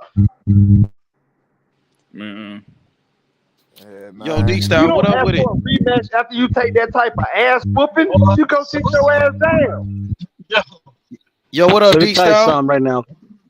This is 5 years worth of fucking case. This is the case right here, right? 5 years, I'm saying that beats that ass. 5 years they held up that fight.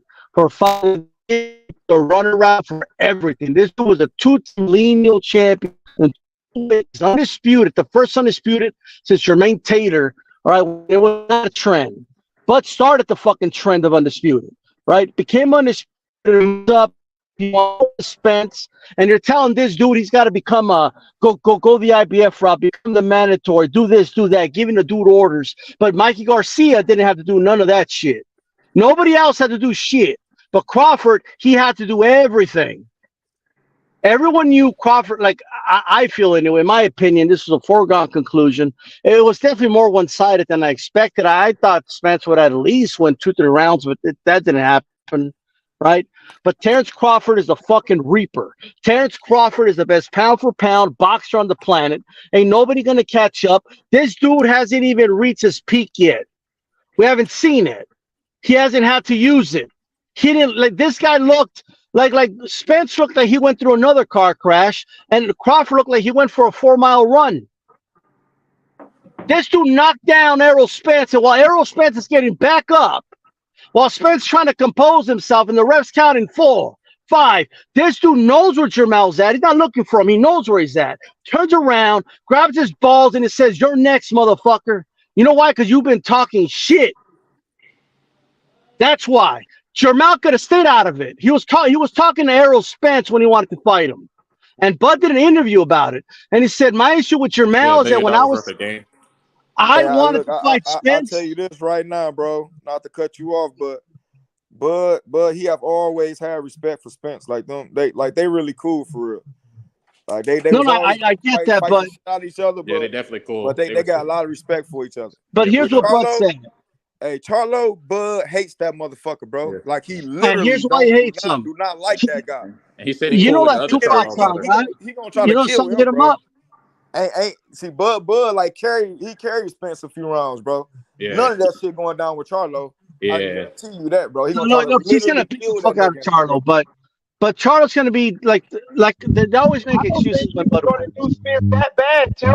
Hey, Tim, to be honest, I don't think he was gonna do Spence that bad until he started talking shit, especially about Bowman. When you go to running your fucking mouth to somebody like Terence Crawford, you better be able to back that shit up. You better have something in the tank to back that shit up, because he ain't gonna play with you. But Bud Crawford told everybody what his problem with Jermel is. His problem with Jermel was running his mouth when he wasn't even talking to Jermel. He was talking about fighting Spence. Yeah, what's good? What's good, fellas? What up, though? Hey, before the press conference, I had it going decision, bro. After the press conference, bro, when Spence brung up that slavery type shit again, somebody he gonna break him. And that nigga Bud said I get active. I said, oh yeah, man, this is no way this shit in the decision. Man. And that's why I brought up that Ben Bryant. That's why I said that what I said about Ben Bryant. Yeah, like there ain't niggas in Nebraska. Bro, I'm telling you, Terence Crawford cut from a different cloth, and they gonna continue to find out. Cause like the good brother deep down said, you ain't seen the best Terence Crawford. You ain't seen the best Terence Crawford. The ancestors came through Bud. That was an ancestors ass. I'm telling you, Paul Bryan told me Alabama. He said I gotta go get me some of them. They're like, what you talking about, Brian? That was something crazy, boy. That was wicked. That was wicked. I mean, Bud was hitting this dude so hard, like his face was morphing in the middle of the fight, bro. He looked like a different person every time he hit him. After the second round, he looked different, bro. His face was fucked up.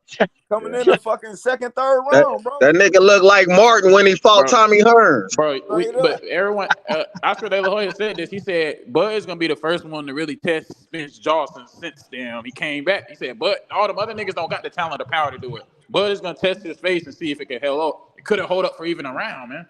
Shit, fuck Oscar De La Hoya, nigga. H Money over here. We been saying this shit, nigga. Yeah. We been knew this shit, bro. Yeah. You guys remember the Floyd Gotti fight, right? Remember that fight, bro? You guys remember Floyd versus Gotti? Yeah. Hey, nigga, from now on, every time Crawford have a fight, nigga, y'all better put all y'all chips y'all can on that nigga.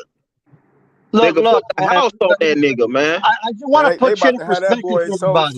I just want to put things really quick. On all his fights, bro, them odds gonna be, you're gonna have to bet 1,000 to win 100. Look, I just want to put things in perspective. Like this is mind-boggling.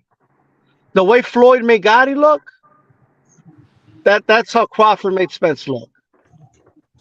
It was that type of beatdown. It was a beatdown. I want to point towards this. I don't know who said this in the chat. First though, D-Style, this had to be worse because Arturo Gotti never even went down. Floyd beat his ass, but he never got knocked down or anything.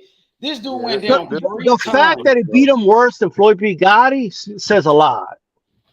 Mm-hmm. Look, it don't matter how much nigga got beat, bro. Y'all gotta respect the nigga. The nigga had fuck heart. That nigga got his ass whooped. We don't need that. Your boy Errol Spence got his ass whooped. If Crawford would have won that fight, you would have been.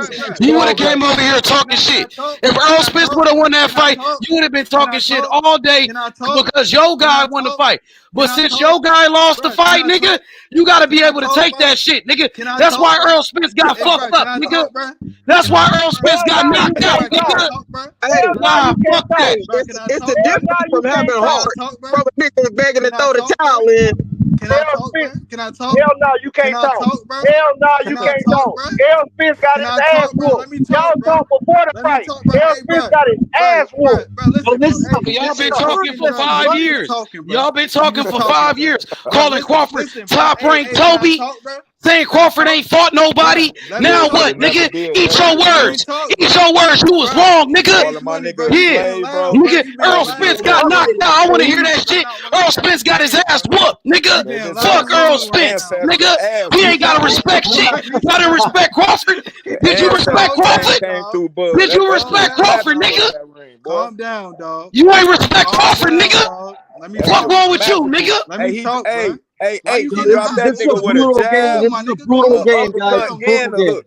Calm down. Every punch you can throw in boxing, he set that nigga down with. Bro, he beat that nigga like he stole something, nigga. He whooped that boy like he was his daddy, man. He whooped that boy like he was his daddy. Let me talk, nigga. That nigga like he was his kid. Hey, look at your boy EJ, man. Listen, bro. That boy, he look like Frankenstein. That nigga look like Frankenstein right here, bro. What the fuck? Listen, bro. Listen, your boy EJ look like a fool. Let me say something before I roll. I gotta go, but let me just say something. What's the point of go ahead, D. podcast if I can't really quick? I'll be really quick. Get the fuck up out of here, then, nigga. That's why Errol Spence got knocked out. Cry baby ass nigga. Cry baby ass nigga. Look at that body work. Go ahead, D Style. Go ahead. Say what you had to say. Check it out, guys. So look, at the end of the day, this is like Ray Robinson called this a hurt business, bro. So like there's no like it is what it is. We're already watching exactly. It is. So no, hold on.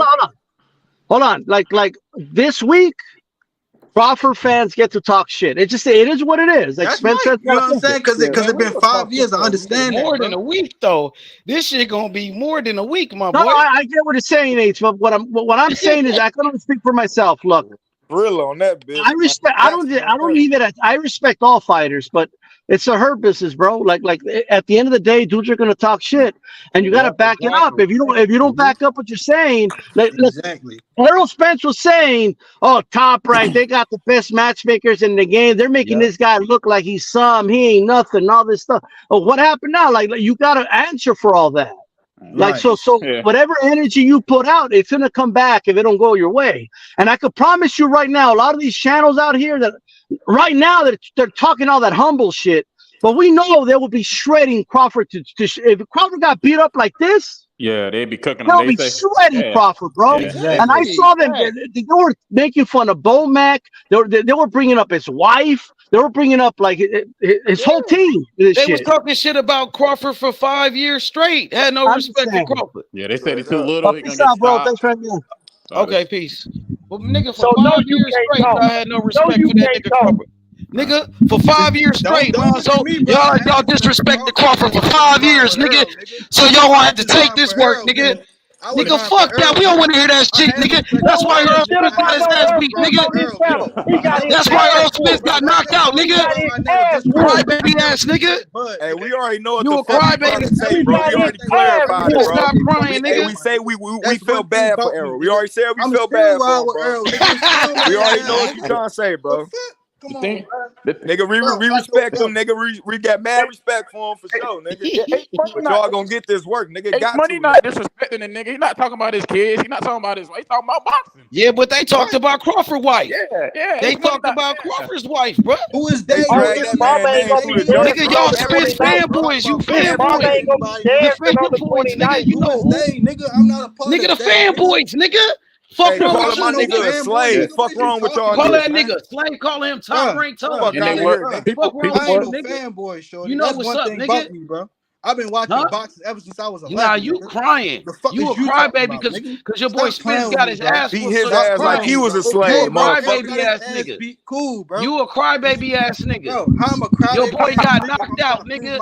And I'm laughing about it, nigga. I'm smoking to that shit, nigga. And I'm drinking to it, nigga. You the cry. I'm smoking weed to the shit right now, nigga. Watching your boy get knocked out. Watching Crawford punch his face in, nigga. And you was on the panel crying like a bitch when your boy got knocked out. Crybaby ass nigga. You was crying. He a bitch ass nigga. Disrespect my nigga on his channel. He a bitch. He a dick sucking ass nigga. He a Errol Spence dick sucking ass nigga. You tight. You mad as He soft as hell. He a bitch ass nigga. He a dick sucking ass nigga.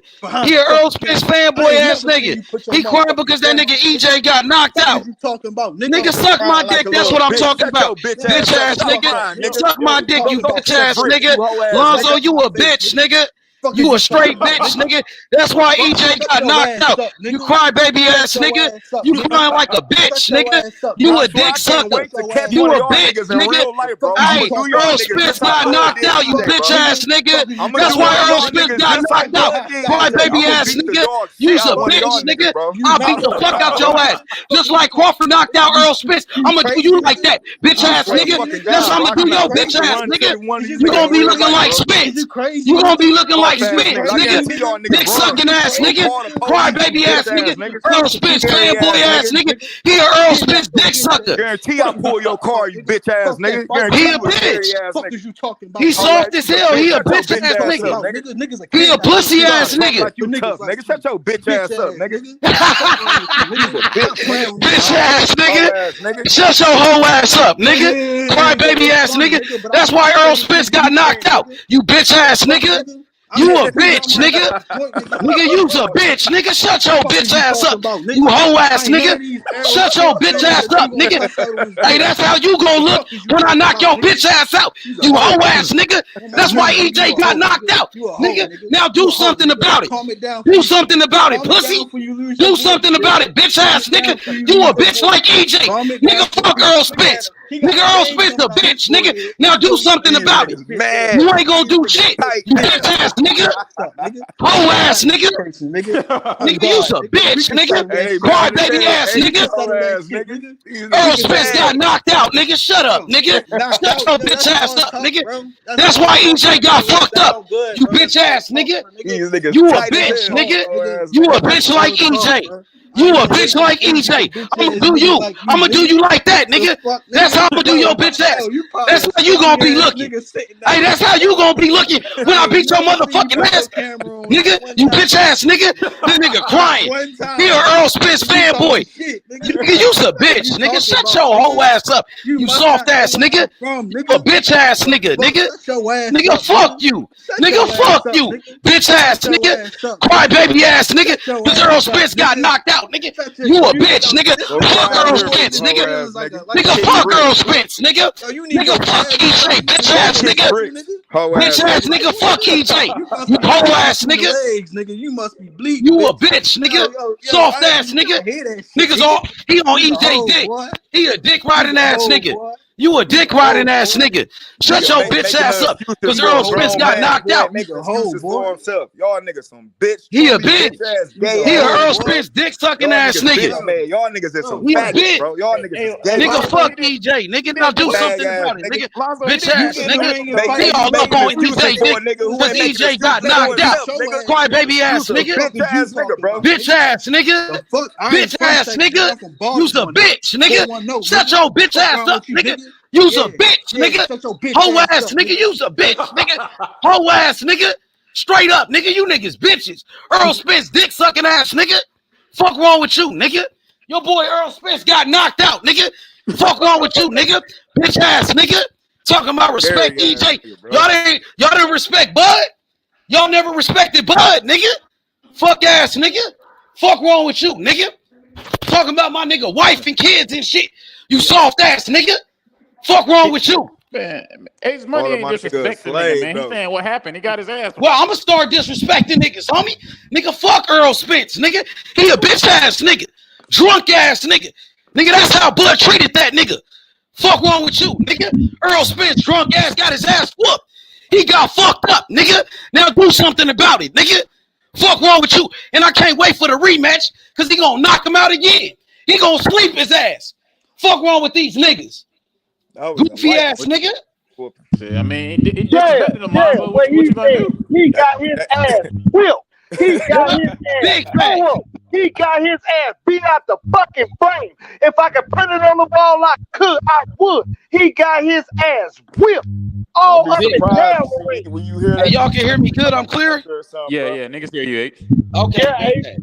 Yeah, what Ace said. I can't wait for the rematch, nigga. I want to see Bud knock that nigga out again. This time it's gonna be worse. I don't want to gonna sleep. I don't want to put that nigga to sleep. Panel, ain't nobody even said nothing to Buddy. Hey, he came for everybody for no fucking reason, bruh. You an Errol Spence fan, bruh. That's cool and all, but don't talk shit and don't expect something to happen to your ass, bro. Even if you're an Errol Spence fan, I don't mean shit. I like Spence, but Ace Money talking this shit. Who give a fuck when I'm talking Bruh, shit? I like Spence. I ain't got nothing against Spence. Spence did that shit to himself. That's what they need to understand. Don't nobody got nothing personally against Spence. Spence got in there talking shit what he don't do, and he got his ass whipped. Yeah, let Ace Money talking shit. I don't know why that nigga was mad, man. Got his ass whipped. His ass whipped. And if he wrote the next fight, that's why they mad, because Errol Spence got his ass beat, nigga. Errol Spence got knocked the fuck out, nigga. That's why they mad. And we gonna celebrate that. Like I said, I'm finna smoke to that shit, nigga. I'm smoking on that EJ pack. Talking about you gonna smoke on Bud. You smoking on Bud? We smoking on EJ. We smoking on Spence, nigga. Fuck wrong with you, nigga? Man, that nigga said he said he gonna see about you in real life all because you said EJ got knocked out. I don't know what the fuck that nigga on, man. Nigga, fuck these bitch ass niggas. These niggas some bitches. He a bitch ass nigga just like Errol Spence. Nigga, Errol Spence a bitch ass nigga. Fuck Errol Spence, nigga. Nigga, fuck Errol Spence, nigga. You want somebody to have respect for Errol Spence? He did all that talking and was knocked out in the second round. Like Coach Red said, the nigga heart left his body in the second round. I don't respect no shit like that. Errol Spence, nigga. Bitch ass nigga. Fuck that nigga. I can't wait for the rematch. I gotta see this shit again. I want to see Bud knock him out cold this time. I want to see Bud sleep that nigga. Fuck wrong with that nigga. Easy work, bitch. Easy work, bitch. That boy fuck around, get put in the coma, he get back in that ring with Bud. Oh, literally. yeah. Literally. Yeah, he put him in the hospital the first fight. First fight. Now I heard he's still in the hospital, nigga. EJ, nigga. And that nigga raced the crack. How you in the hospital? Somebody gonna break Bud eye. Why you in the gonna break his hospital eye? for a Nigga rematch? was talking all that tough shit. EJ. Now you want a nigga to take it easy on this bitch ass nigga. Hey, H. What's up with it? Hey, them niggas, for them Spence fans, it ain't no fun when the rabbit got the gun, huh? Facts. You know, if Crawford would have lost that fight, bro, they would They'd have all been be all talking. over the place. Man, what? Talking shit. If Talking EJ shit. did that to He Crawford, ain't shit. We niggas told you would've he went wasn't live shit. 36 Blah, hours blah, straight. blah, Spence would've blah. won, bro. Hey, Shelton, if EJ would have did Bud like this, if this was Bud on the screen, bro, looking they like be clowning, have memes, talking about Bomac, his wife. They did all that. But see, this is what happens when you put something out there. You disrespected that man, said that man was Toby. He ain't fought nobody. And like he said at the conference was the greatest part for me. Okay, you say I ain't fought nobody? Then you will just be another nobody that I fought. He made that nigga look like a straight nobody, an amateur. That nigga sound like that Roy Jones song. I just make him look like nobody. Y'all must have forgot. Forgot today. Errol Spence got his ass whooped. Nigga, Crawford beat the shit out that drunk ass nigga. Beat his ass. It ain't nobody fault he was out driving that They car. hurting right It now, ain't nigga. nobody fault he drank as much as he do. It ain't nobody fault he partied the way he partied. It ain't nobody fault he got thrown from a car. It ain't nobody fault. Terence Crawford got his own trials and tribulations. Terence Crawford got his own problem. Hey, Drill, come back in because I want to hear what you say. You were breaking up. Come right back in because you was cooking. Come right back in. I'll drop the link for you. That nigga don't want no smoke, homie. Hey, what's up with it? Hey, this a side question, man. You know, I ain't no biased nigga. I like Benavidez, but why this nigga running from Morrell like that, man? His dad trying to make excuses. Why, nigga? You know why? Because he don't want no smoke. Bro, I like Benavidez, He's scared. He's scared, bro. Why is his dad making excuses, running, saying he too young? He ducking Benavidez because they ducking right now. That's simple. That's simple. Because they ducking. They don't want no smoke. That's what fighters do when they scared. They start making excuses. He don't want no smoke with that man. You know what I'm saying? So yeah, that to answer your question, they ducking him. And then this is my second question. Who you want to see Andy Cruz fight next? Then he gonna come. You think he gonna come on the panel soon? Yeah, we could get him on the panel. I had talked to his manager about a week ago about that. But Andy, I would like to see Andy fight like a former champion. You know what I'm saying? It's only his second fight, so maybe somebody like somebody that was a former champion. Somebody like I love to see him watch Kambosos, man. I love to see that. Yeah, I know. I don't think Kambosos will fight him, to be honest. So I'm thinking somebody like Maxie Hughes. Maxie Hughes, the guy that just beat up on Kambosos. The guy that got robbed in that fight against Kambosos. I would love to see that fight. If Andy could beat him, that'd be a big statement.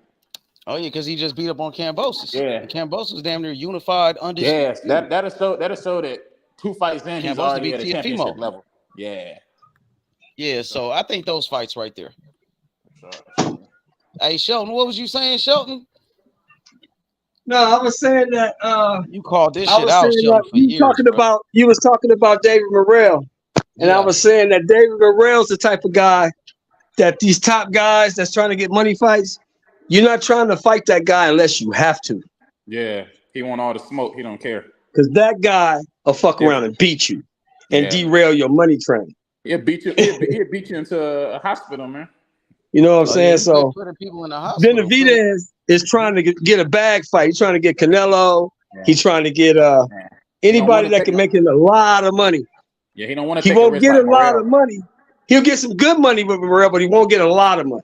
Yeah, Morrell. And he don't want to fight Morrell until he makes a lot of money, because he knows when he fights Morrell, there's a very good possibility he's gonna lose.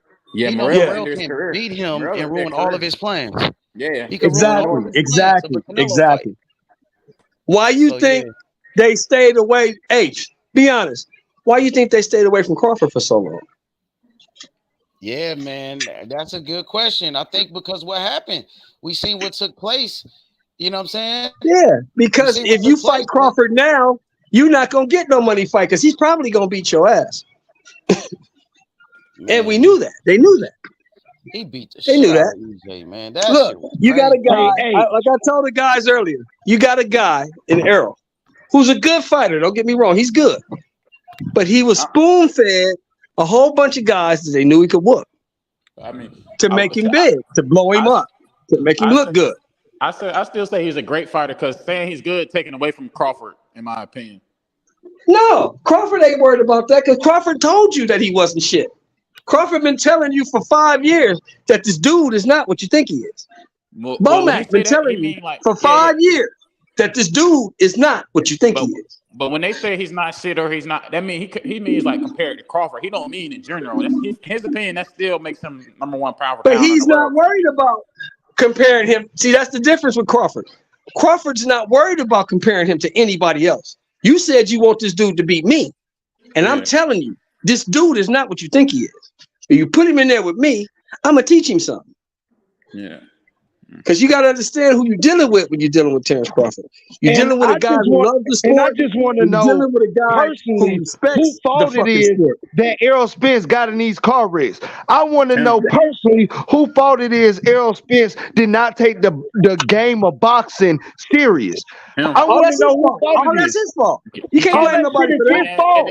At the end of the day, Bud had to fight who was fit in front of him, no matter accidents 5 years ago. None of that matters. It's about doing what you do in the ring now, man. So I don't want to hear that shit now that he demolished and washed his ass. I don't want to hear these excuses now. Again, David Morrell is I'm not going to say the same type of fighter, but David Morrell is a slick southpaw. Again, like Shelton was saying, you're not just going to run and say you want to fight him. So all that ducking shit, you can miss me with it. I never entertained it for the past 5 years. I never entertained it leading up to this fight. What I did entertain was skills.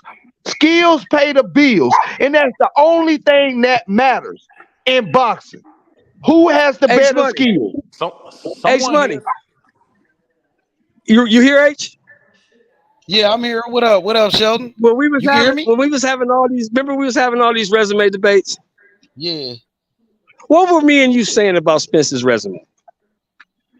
I thought it was decent. I know what you said. You said it was okay. You wasn't. I said impressed. It was okay. You was not. It was okay, but he fought a bunch of B-level guys who made him look good. Am I right? Yeah, you called it out. I ain't gonna lie. You called that out, man. He fought a bunch of B-level guys. I wasn't on the show then. The show then. You called it out for years. Shelton been saying this shit for like 3 years straight. Yeah, I wasn't on the show then, but I was also saying that Errol Spence came in the era in between changes. He was right before, you know what I'm saying, Keith Thurman them, and he had a while before Floyd them, you know what I'm saying? Like, he was a young pup. So again, the fighters he was fighting was really fighting their best before him. They wasn't fighting Errol Spence at their best, and they never were at their best because they was good fighters. So I understand that point. What I'm trying to say is those fighters don't matter, and the competition Terence Crawford fought does not matter. The only thing matters was when Errol Spence and Terence Crawford stepped into the ring. That's the only thing matter. And who had the better skills was going to win the fight. And it showed. But see, that's where you're a little bit wrong. See, because the difference between Errol Spence and Crawford is this. Errol Spence been in one division his whole career, fighting the same type of guy over and over again. When they put him in there with one guy who could really move a little bit, you saw what happened. And I'm talking about Sean Porter, right? It wasn't that easy for him. But everybody else, he blew him the fuck out, right?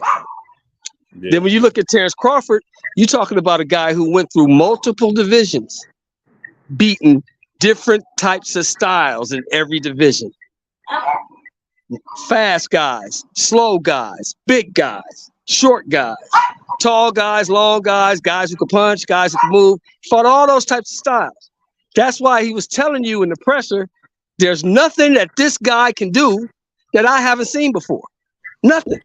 But none of that mattered because again, it mattered because that's why I don't feel like I'm wrong. All that shit mattered because while Errol was fighting the same type of guy, he wasn't learning nothing. Whereas Crawford was fighting multiple styles. He's learning how to deal with multiple styles. He's making adjustments on the fly. Errol had never done that.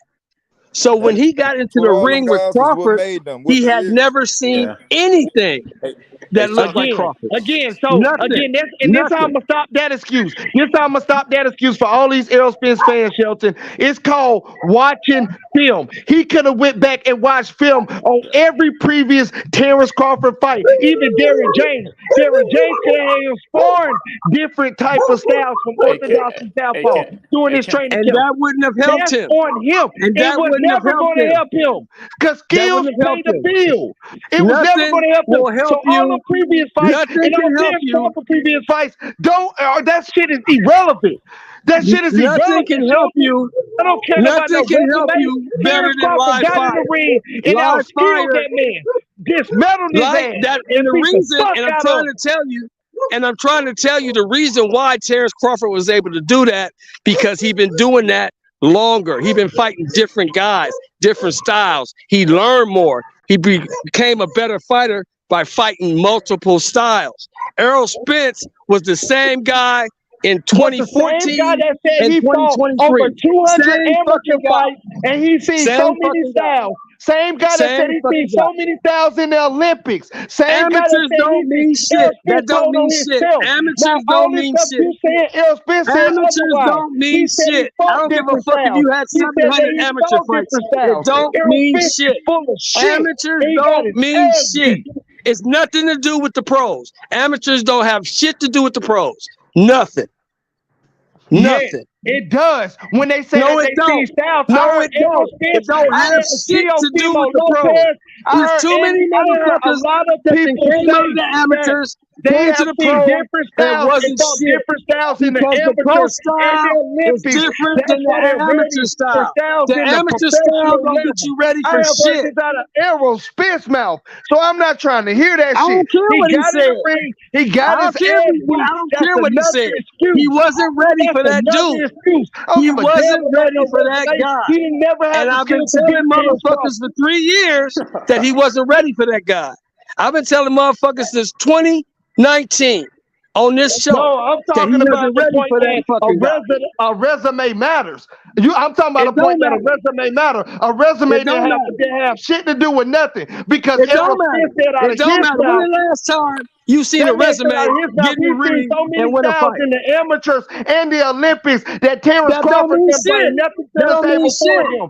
So that don't mean shit. The amateurs in the Olympics, the amateurs in the Olympics don't mean shit in the pros. He got his ass beat. Don't mean shit. Don't mean a motherfucking thing. And I don't feel bad about it. Because he wasn't good enough. That's why he wasn't good enough. It ain't got nothing to do with no resume. It has nothing to do with resume. When's the last time you seen a resume crawl through the ropes, get in the ring, and win a fight? When the last time you saw that? That's what y'all saying, Shelton. That's not what we said. Oh, that's not what we saying. That's not what we saying. That's not what we saying. That's not what we saying. We saying that them dudes over there on that other side said Terence Crawford ain't fought nobody. And we saying making excuses. Let me finish. And what we're saying is, by you saying he ain't fought nobody, but he's over here fighting multiple styles, he's learning. He's getting way better than you. He's way sharper than you. Because you fighting the same fucking guy over and over again. Recycled. Ugas, Danny, Mikey, Kell Brook, Sean. The man said it out of his mouth. This ain't coming from me. This coming from Errol Spence. I don't care what he says. I don't care what he says. Because what he says was bullshit. And we saw that what he said was bullshit Saturday night. That's why I'm telling you, I don't want to hear no excuses about no resume. Because this man said that he's seen so many different styles in the amateurs and the Olympics that he's ready for any style that they throw at him. I done heard this man said, I done heard T.O. said, I done heard plenty of fighters say that shit. that they see so many styles and they had two over. You done heard plenty. Okay, you done heard plenty of fighters say that shit. Did any of that shit help him Saturday night? I knew it wasn't gonna help him Saturday night. No, and I knew it was. Okay. So whatever he was talking about was bullshit. Bullshit. Well, them resumes is bullshit. Cause I don't want to hear about it. They gotta fight that night. I don't want to hear nothing about no resume. We've been said that. That's what we telling you. Resumes don't count. What you did in the amateurs don't count. Who you fought last year don't count.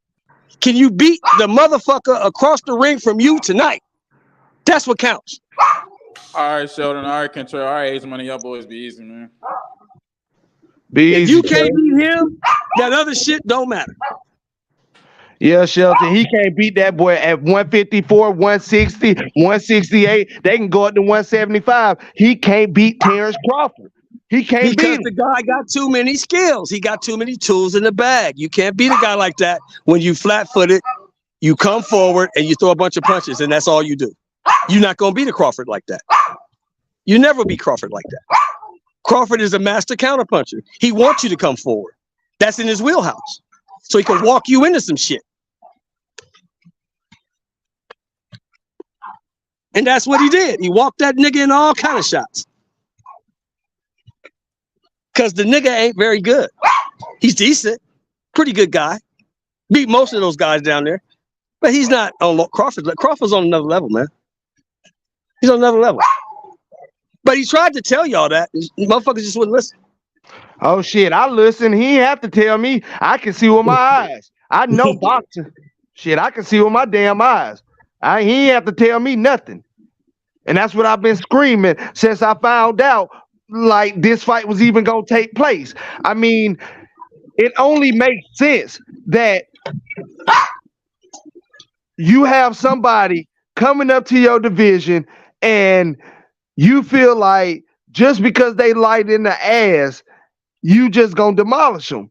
I mean, you can't have that type of mindset in a type of fight like this. You just degrading this man. You not taking nothing you saying serious. So I know your actions ain't gonna be serious. You know what I'm saying? And Terence Crawford went in there and handled business. So any Errol Spence fan out there, I'm screaming at you. Your boy got his ass beat. He got beat, man.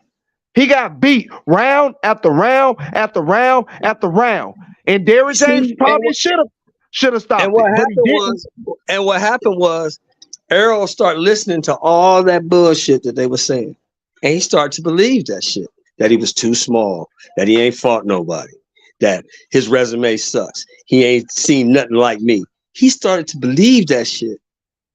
Crawford already knew from day one when they started watching this dude. They've been studying this dude since they got to the division. Bomac was telling you a year ago, this nigga's basic. He's easy. This fight is not going to end the way y'all think. Oh my God, Bomac been telling y'all this shit for so long. Bomac been saying he was one-dimensional. I'm not worried about Errol Spence. Bomac was not worried about this fight, bro. I'm telling you. And as much disrespect, they talking about some why he acting like that. He know what he looking at. He looking at this dude. He looking at this dude fight bum after bum after bum. Danny Garcia ain't that good. He's not that good. Bomac took some real life disrespect, bro. They not that good. So they decent. They okay, but they not on Crawford's level. They not the type of fighter. Bomac told y'all. You are so right, Shelton. He told us over and over. Yeah, you know what I'm saying? You go set this guy up with all these B-level guys, and then you put his ass in there with an A-level elite fighter like Crawford. What do you think was going to happen? I don't know why anybody was shocked. Now, I'll be honest. I've been calling Crawford to knock him out anywhere between 9 and 11 for 3 years. H-Money will tell you that. You did. Anywhere from 9 That's the to crazy 11. part. You did. You and Taco and D Tell the Truth and Butch. Anywhere from 9 to 11. Y'all called it though. I gotta give it to you, bro. Like I thought Errol Spence was better than that, bro. Like I ain't gonna lie, bro. That nigga, bro. I'll admit, H, I didn't see that coming. I ain't gonna lie. I did not see that shit coming. I didn't. I ain't see that shit coming. I thought did. Errol I Spence said would have Errol Spence only 3 rounds. I saw him getting beat. That's what I'm telling you. I saw him. I saw him losing, but I didn't see him losing like that. I didn't see him losing like that. I can't lie. I'm not gonna lie to you, brother. I did not see him losing like that. No, not getting beat as bad as he did, but I didn't see him win. Nah, I ain't see him getting demolished like that. No, like I told you though, I see him getting knocked out. So I knew he was gonna get stopped. I knew he couldn't go 12 with Crawford. But at some point, you got to be taking a beating to get stopped, though, Shelton. Especially in the round that I'm talking. No, you don't, because Crawford do have one punch knockout powers. Yeah, in certain occasions, but I thought Errol Spence was gonna show a little bit more. I only had him winning 3 rounds, but I thought he was gonna give a little bit more. He gave 3 rounds. What 3 rounds did he win? That nigga won the first round. He didn't win shit after that. I said before the fight, my prediction. I was giving him 3 rounds. He didn't win shit. That nigga won. Maybe you could give him the first round if you're generous. If you're generous, you can give him the first. That man got his ass beat. And I ain't taking nothing off the game. The sad thing for me was this: once Bud dropped him in the second, all his heart was gone. He didn't want to fight no more. Coach Red told y'all that. You think so? So in round number 3, he tried to come back strong though. Like he tried to impose his will like he did with Ugas. Don't get me wrong, H. The boy a dog. I give him credit. The boy got heart. He got heart. I can't take that away from the boy. He got heart. He took that ass whooping like a man. You got to give him that. He took his ass whooping like a man, and he didn't quit. He kept trying to fight. He got punished in that fight, but he was just fucking. He was defeated. He knew it. You could see in his face, his body language. He was like, "Fuck, man, this nigga really is good." After a while, he was running. He started running in the fight. He was trying to survive. He was trying to stay away from Crawford. It's like every time Crawford touched him, Crawford hurt him. Every time Crawford put his hands on him, he hurt Spence, the smaller guy, bro. Crawford must be strong than a motherfucker, bro.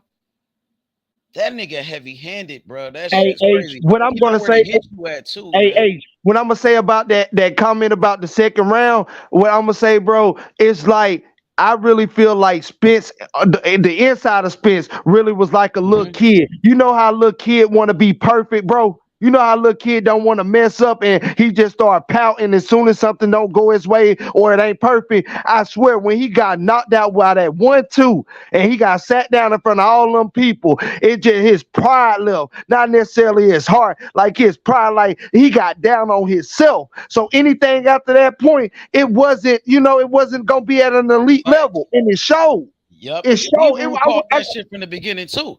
Hebrew, Crawford is his favorite fighter. So Hebrew been rocking with Crawford since day one, man. And he was right about that, just like Shelton, just like you, Kendrell. You know what I mean? Crawford, man, that nigga is better than, it's like he's better than we expected. I knew Crawford was great, but he just showed a different level of greatness. I think that was his best performance, bro, to me. Yeah, to date, yeah, it was because of the level of competition he faced. Because you got to think about it. No matter what we say, that dude was the number 1 or number 2 welterweight in the world. He was number 1 at that time, unified. Yeah. He been at 147 his whole career. Yeah, he was the guy. He was and the Crawford man. made that motherfucker look like he didn't even belong in there. He made him look like a bum. And people keep saying it, but that is not the best Terence Crawford. I really believe that. Terence Crawford is better than that. He's better. And I'm going to tell you something that's going to make y'all head spin. I'm going to tell you something that's going to make y'all head spin. Out of all 40 fights, I swear to God, this was the easiest. Yeah, it looks like it, man. I thought it was supposed to be the hardest. It was supposed to be the hardest fight. People were saying he was going to lose this fight. People, you know what I mean? But Crawford, he has some great performances throughout his career. His fight with Gamboa in 2014, fight of the year. That was the fight of the year. Great. Yeah, because I had him losing that fight. When they made that fight, like, I don't know if T-Bug gonna beat this dude, man. This dude was killing motherfuckers. That's he the undefeated. First time I really watched Crawford. Like, yeah, he on the top. I don't know if he can beat this dude. Shit, but smoked his ass. Like a little bit before that fight, when Crawford he beat Ricky Burns. He beat Ricky Burns to become a champion. That's when I first heard about Crawford. The first time I watched him fight was against Gamboa, bro. And when I seen what he did to Gamboa, I'm like, damn, that nigga is a beast, bro. And right from there, he just went up. He kept getting better and better. He's still getting better. Yeah. Still getting better. That's the cold part. He's still getting better. It's like he gets better with every fight. Yeah. Yeah, great performances. His fight with Mean Machine. Crushed Mean Machine, beat the brakes off of him. I was just gonna say that one. Was a nobody. They say he was a bum. I was just gonna say that one. Yeah, they said Mean Machine was a bum, so they gave him no credit. But it was a great performance. His fight with what's the dude named Horn? Jeff Horn. I didn't think Horn was that good, but the way Crawford beat that dude, he punished him, bruh. He beat him like he wasn't that good. What you supposed to do, H, with a dude who ain't supposed to be in the ring with you? Get him out of there. And what did he do? When the belt on the line, with everybody. Especially when the belt on the line. Get him out of there. Nobody. He made a statement for his belt. He made a statement for that WBO belt, man. He made a statement. And again, not taking away nothing from Errol Spence's 3 accomplishments. It just was never on the stage of Terence Crawford. And I'm going to continue to scream that, bro. He got his ass beat. He got his ass whipped. He got fucked up for talking all that shit. People wanted to shit on Mean Machine, right? Last time I checked, when he fought Mean Machine, was Mean Machine undefeated? Yes, he was. What about David? What about Jose Benavidez? Was he undefeated? Yes, he was. Okay. What about Jeff Horn? Was he undefeated? Yes, he was. What about Gamboa? Breeders Prescott, was they undefeated? Undefeated, yep. And even Victor Postol. Victor Postol, undefeated. Thomas Delorme at that time was undefeated. You see where we going with this? Mm-hmm. Okay, I want somebody to name me the undefeated guy that Errol beat. Oh, man. I think Ocampo, Mikey Garcia. That's about it. Yeah, Mikey. He beat Mikey. He beat Mikey, who's a lightweight. And Ocampo. But we know what Ocampo. We know what Ocampo is. We've seen that going forward. We just seen Tim Tszyu knocked him out in 1 round. Yeah, so we know what he is. Damn, you know, and I don't understand how they didn't call Danny Garcia fighting out of tune-up. I mean, and the people, how Danny Garcia? I love Danny Garcia and respect Danny Garcia, but Danny Garcia was not elite fighter when he fought Errol Spence. That was a tune-up fighter. Danny Garcia came up to 147 and didn't beat. That was a B-level fight for Errol Spence. Like I said, again, the whole Uga situation. Uga's wasn't no elite fighter. If you're a casual, he might be an elite fighter, but for a boxing fan, he's not an elite fighter. And they gave Ugas credit. They gave him credit, right? They gave Ugas credit for beating a 43-year-old man coming off of a 2-year layoff.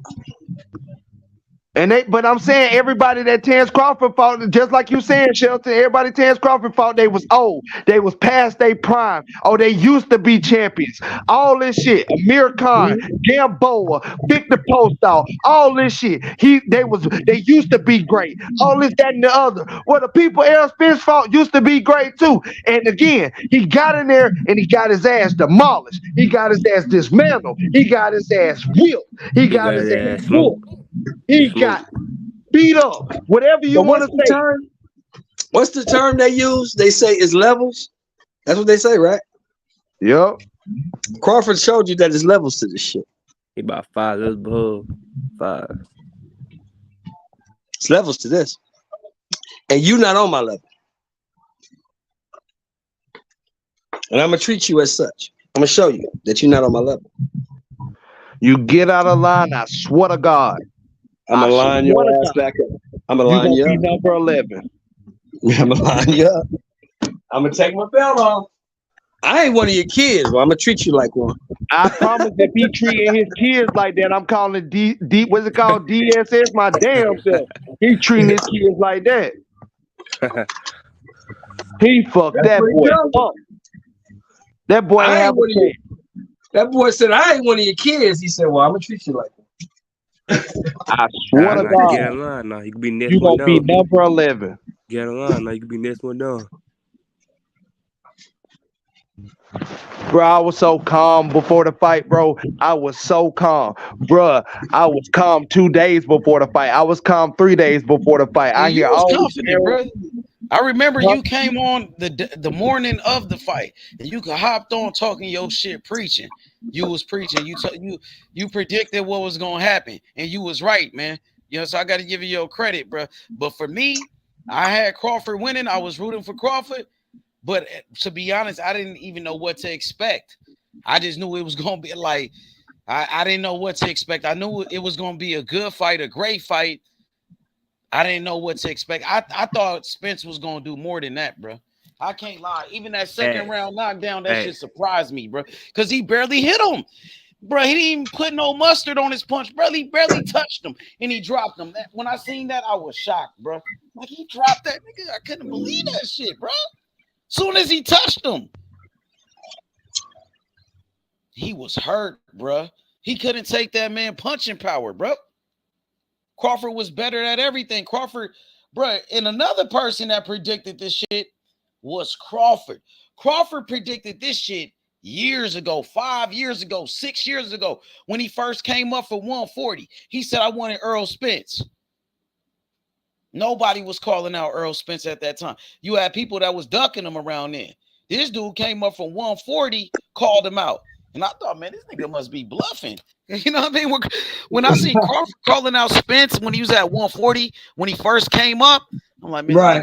Capping, bro. I don't know. Like, Spence a dog. I don't know, man.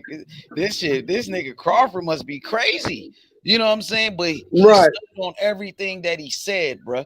And then remember when they met up at that fight a long time ago, and Crawford was like, at the Maurice Hooker fight, yeah. Remember what Crawford told him? He was like, he said, when I beat you, they gonna say you been at 147 for too long. Remember? Yep. Remember he said that. They gonna say you was weight grade. Exactly what they say you been there too long. They gonna say that what does he you was say? weight grade. You been to the division too long. That's what they gonna say. They gonna make it. Yeah, you been at the division too long, and you this and that, and that's exactly what they saying. He predicted that shit 5 years ago. Yeah. That's crazy, bro. He knew that. Hey, look, he knew it, look. What did he tell motherfuckers when he fought Sean Porter? Remember when he fought Sean Porter? And the reporters was talking to him after his workout.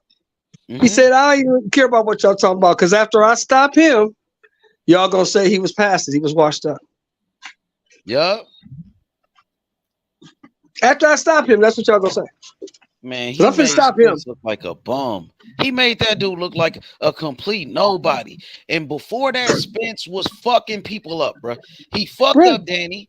He fucked up Ugas, even though Ugas did hurt him. Ugas hurt him, his best but win, he bro. fucked up Ugas after that, bro. When Crawford dropped him, EJ came back in round number 3 like he was gonna do something to Ugas when Ugas hurt him, and that shit didn't happen. It didn't happen. Crawford ain't Ugas, man. Crawford just too sharp, man. Exactly. He's too fucking good, bro. Let me ask you this, hey. You saw the weigh-in, right? Yeah, I seen it. Tell me the last time you seen Crawford rapping and dancing at a weigh-in. I never seen him do that. Because he was super loose. He did it. He hopped in there rapping and shit. Nigga, I'm like, he was super loose. Hey, yo, you know why he was so loose? They were saying that was nervous energy, though. Remember? You know why he was so loose? Some people did say that, yup. Yeah, a lot of people said that. But you know why he was so loose? He was so loose because this was his time. This was his moment, and he knew it. All the training, all the shit he'd been going through since he was 7 years old. This is what it came down to. This was it. This was that moment. And he enjoyed it. I'm gonna enjoy this shit. Because I know I'm gonna whoop him. Because he ain't shit. I'm gonna fuck him up. Look at that punch, though, that he hitting this man with, bro. And look at EJ mouth wide open while he getting hit like that, bro. Look at that nigga, bro. That shit too, bro. Long time. Oh yeah, Shelton called it out. Yes, he did, bro. Why you think he was caught? Why you think he was telling that nigga that shit all that week? He was telling him, "I'm gonna get your ass." You just don't know it. But I'm gonna fuck you up. I'm finna whoop your ass. You don't even know it. So, in that fight between Errol Spence and Sean Porter, that was a tough fight for Errol Spence. Sean Porter was able to connect with big shots, but Porter didn't have the power to hurt him how Crawford did. But it seemed like Crawford took I don't know if he took a page out of Sean Porter's book and start putting him on his back foot and shit, and he started backing up Errol Spence, He got on the inside with him, and he started backing him up. You know, and you can't use that Sean Porter fight as an excuse either, because that was before the car accident too. Yeah, that was before the car accident. So they try to say, "Oh, Errol Spence, he wasn't the same after the accident. He wasn't the same after the accident." Well, look at his fight with Sean Porter. That was before the accident, and that was a tough ass fight. He barely won that fight. This dude, so you can't say it was the accident. That, you know what I'm saying? He already had a tough fight. Well, hey, he has a self-inflicted at that. Hey, what's up? You know what the difference was? I'm gonna say this, and I could be wrong, but this is what I think the difference was between Terence Crawford and Sean Porter. Sean Porter don't have power in both hands. Yep, Terence Crawford has powers in both hands. And the speed. Also, Porter does not have a 74-inch arm reach. Yup, So, the reach, and he's not tall. Porter and like he's not 5'6". tall. He like 5'7". Porter not tall, he like 5'6". And then the arm reach, like you said. And then Terence Crawford, he southpaw. He a switch hitter. He turned southpaw. He fought southpaw the whole fight. And then Sean Porter don't have the boxing IQ, the footwork of a Terence Crawford, the defense of a Terence Crawford, the skills of a Terence Crawford. The power in both hands. A lot of people, dynamite. It's the dynamite in both hands. It's the power. It's that power. I'm telling you. When I can stand orthodox or southpaw and have power in my jab hand, enough power to sit you down, not knock you out, but to sit you down and you feel it. No, not necessary. I'm gonna take that back. You throw a punch and I can take your shit, and I know I throw my jab harder than you throw your power shot. EJ threw that left hand so hard, and Terence Crawford glove did not move. His glove should have went down or something, or he should have punched through him or something when he saw that he could take Errol Spence power. I said it. I said, I already knew what was coming because he could have went orthodox. He could have stayed southpaw. He has the height. He has a 74-inch arm reach, and he has power in both jabs. That's fucking scary. That's fucking scary. Man, he was hurting Errol Spence with jabs all night with the right jabs. He could have missed with his jab. Nigga, Terence Crawford was throwing fucking triple jabs, like just pawing with that motherfucker, but he was tagging him with it. He couldn't even miss. He couldn't miss, bro. He was throwing triple jabs, connecting every time on a dot, nigga. Like accuracy crazy. And then Crawford going to that man's body with thunderous body shots, bro. Nigga, I'm talking about shots that will break bones. Now that's when the speed played the factor, H. Now you see that speed playing factor because I can fake to the body and tag your ass accuracy with power up top with a jab. Then go right back to the solar plex. Then go right back upstairs. Then go right back to the solar plex. Next thing you know, you ain't even looking for that uppercut in the fourth. What was it? The fourth? No, it was like the seventh round. He hit him with that uppercut and knocked his ass right into it. He walked him into the corner and walked him right into the shot. Come on now, with and again, when it's going back and forth like that, you can't get your timing down like he was saying. That speed is overpowering you, and the power is right there in the jab in your face all night.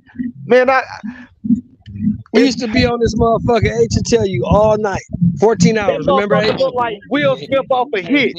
Sometimes 16 hours. Remember that shit? 14, 16 hours, right? Hey, he look like Will Smith they'll off be a telling hit. me about Errol Spence is this, Errol Spence is that, Errol Spence is this, and I would tell them the same thing all the time. That you think he is. What'd you say? Say that one more time. You got a phone call. Yeah, he got a phone call. But yeah. Nah, that motherfucking face looked like Will Smith off a hitch. Looked like he had an allergic reaction. He ate some damn shellfish. Got his ass beat. Yeah, that boy got his ass toe out the frame. He sure got did, his man. ass He beat. kept saying it was gonna be a one-sided ass whooping. All of his people saying it was gonna be a one-sided ass whooping. It was a one-sided ass whooping, but motherfucking Spence got his ass whooped. He got whooped, bro. It was a one-sided ass whooping for him. Yeah, he took the one-sided ass whooping. Talking about he gonna put Crawford in the dirt. Crawford put him in the dirt, bro. He destroyed that man, bro. Look at that punch, bro. Look at that shit, bro. Look where he hit him at, bro. He hit him right on the fucking jaw, bro. Crawford know exactly where to hit you at, where to hurt you, bro. He hit him motherfuckers on the temple. Come on, bro. That nigga Crawford is a killer. Look at the look on his face while he put hands on him. He ain't got no remorse for that man, bro. No sympathy. Straight killer. Assassin. You feel me? He go out there to get the job done, bro. He ain't worried about nothing else, bro. He a fucking killer, bro. Look at EJ. Look how he hit him on the temple. Look at that shot on the temple, family. And look at that shot right there. Look at that shot right there. What I was saying before I took the call was we'll be arguing back and forth, and if you telling me this, that, and the other, and I told them niggas, look, I don't know what y'all see, but that nigga's not what you think he is.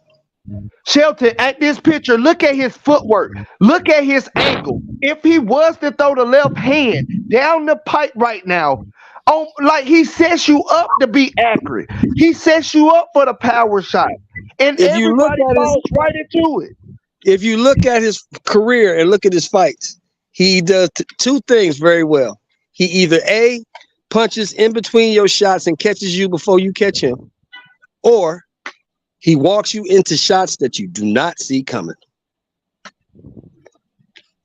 Oh yeah, he was doing that all night, bro. All night. He had perfect timing on his punches. Terence Crawford, bro. That nigga is different. He's actually one of the greatest fighters of all time, to be honest with you, bro. I don't know if we'll ever see another type of fighter like a Terence Crawford. I mean, right Jerron now, Ennis is pretty good. Jerron Ennis is good. He be doing the switch. We ain't gonna see one, H. We ain't gonna see one. And I said earlier on this show that his IQ, I don't see a greater fighter going all the way back in the history books. I don't see a greater fighter that you can put over his IQ. He's so disciplined. He's so fundamentally sound. You see how Crawford even used the fucking earmuff defense. Nigga, like, you don't even see motherfuckers doing that shit no more, bro. Crawford has come from a different type of cloth. He's come from the same cloth as a Floyd Mayweather, bro, as a Aaron Pryor, as a Larry Holmes, Muhammad Ali, at Marvin Hagler, all of those guys. Sugar Ray Leonard, he's one of them. He is.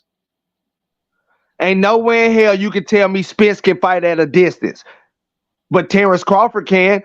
Errol Spence can fight toe-to-toe in the pocket, in the phone booth, but he can't fight at a distance. It's showing in this picture. Crawford, he look confused. The way I saw Crawford in that fight, bro, that nigga looked sharp as fuck in that fight, bro. He really did, bro. Point everything, bro. Like like I said earlier, he's getting better and better as he gets older. It's a scary thing, bro. And by him working with guys like Shakur Stevenson, bro, I don't know, bro. That nigga, it looks sharper, bro. Like his defense, he damn near looks like Shakur with his defense, bro, and his footwork in there, bro. EJ really couldn't touch him like that, bro. Shakur gave the game plan to EJ before the fight. Now tell me he ain't great. He told you only thing Bud got to do is handicap him, take away the jab. I said, what? You gonna tell that? I mean, Errol, just off of what these people are telling you. They kept coming out telling you, Bernie telling you, we telling you. I know you listening to H Money. Everybody telling you, he gonna take away your jab, he gonna fuck you up. You go out there with that same bullshit, talking shit, and ended up looking like shit. Let that sink in. Man, Crawford was super sharp in that fight, bro. Like I said, man, Crawford, it's like he's getting better and better with every fight. Even at 35 years old, he's almost 36. Where you got him at? Where do you have him ranked welterweights all time right now? Yeah, it'd probably be like top 5. Well, he's in the top 10 for sure. See, you got guys like Sugar Ray Robinson, Sugar Ray Leonard's. You got what's his name, Jose Napoles. He was a long time reigning champ. He top 5. I got to put him top 5. He's up there with Trinidad and all of those guys. He's up there with the Mayweathers. He's up there with Sugar Ray Leonard and all of those guys. He top 5 for me. Like right now, I got him 4 because of the undisputed in 2 divisions. I got Ray Robinson number 1. I don't think anybody's better than Ray Robinson. I just don't. I got Leonard 2.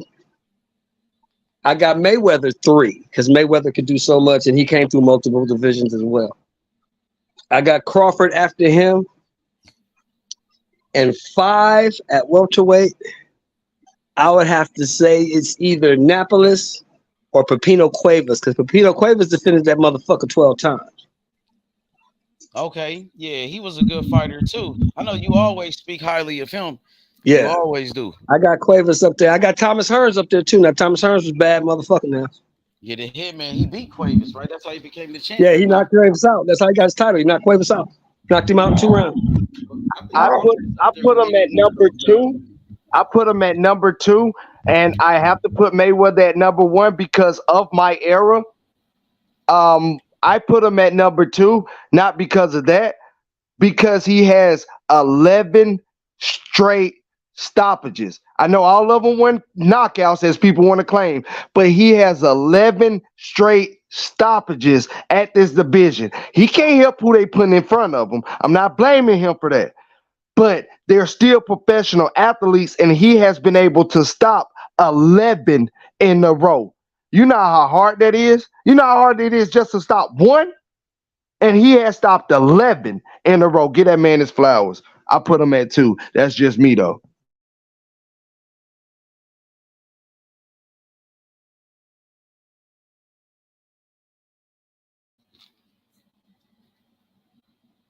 Hey, did y'all see that one punch that Crawford hit that man with? It was like a left, but he kind of like, it almost looked like an elbow. I don't know if y'all seen that shit. He hit him with like a left, and he hit that nigga so hard. It looked like the elbow got in there too, like the forearm. Did y'all see that shit? Let me know, man. Nah, I didn't see it. Oh my God, bro. He hit this nigga with a punch, bro. Like, it was like, I guess right before he knocked him out, it was the left hand. He hit him with a left, but it like, he kind of like hit him with the elbow with it too, bro. Like, he hit that nigga so hard, bro. That shit crazy. On some wrestling shit? Yeah, man. Oh my God, he just too strong. EJ ain't never felt nothing like that before, bro. And then the last punch, I believe he hit him with was a right hand. A right hand, bro, crushed him, bro. He crushed him. He beat the shit out that boy. Ain't no ifs, ands, buts about it. He beat the dog shit out of Errol Spence.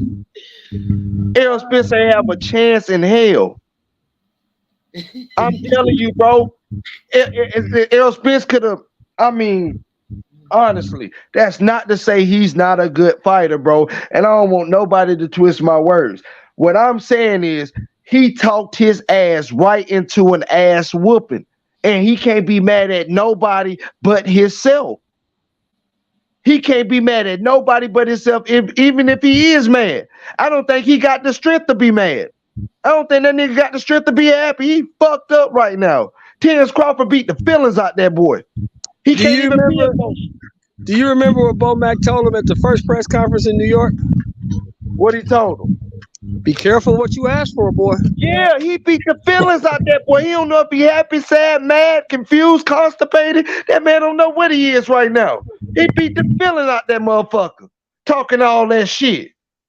Got the audacity to talk about somebody's kids and family and they race and they trainer and how much they weigh.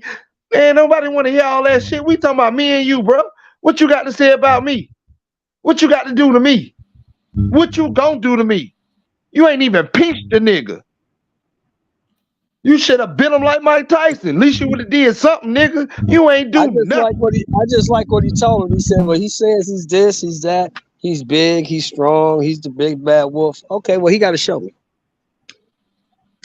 And ain't show shit. Ain't do nothing. He showed nothing but sportsmanship. Walking his ass into the ring and leaving out the ring. He said he gonna walk in fine, you gonna leave with a limp. That's exactly what his ass left with a limp.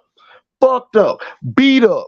All that shit they was talking. Errol Spence this. We from Texas. Texas, boy, it's hot out here. We ain't got to train in Vegas. It's hot enough out here in Texas. We got the farm. We this. We that. We gonna show this. I want to put this on for my family. I'm gonna do this while you just disrespecting this man family. That's fucked up, Errol Spence, and you paid for it. And your fanboys. Y'all paid for an ass whipping. I hope you bought it because he got his ass whipped.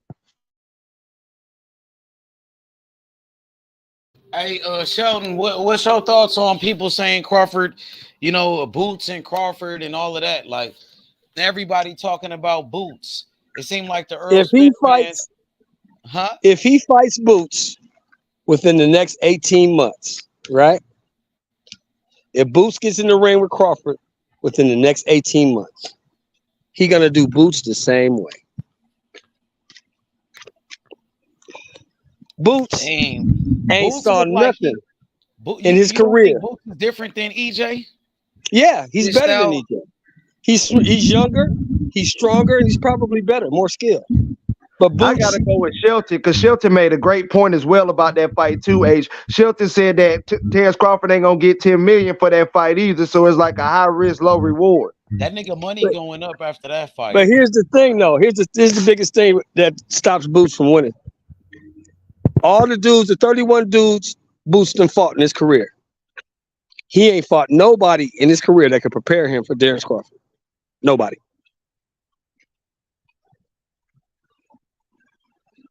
The same shit that he did to EJ, he did shit to EJ that EJ had never seen before. He gonna do that same shit to Boots. Well, Boots always ain't talking never about seen he got something in his bag. like He Crawford. gonna have to pull it out that day.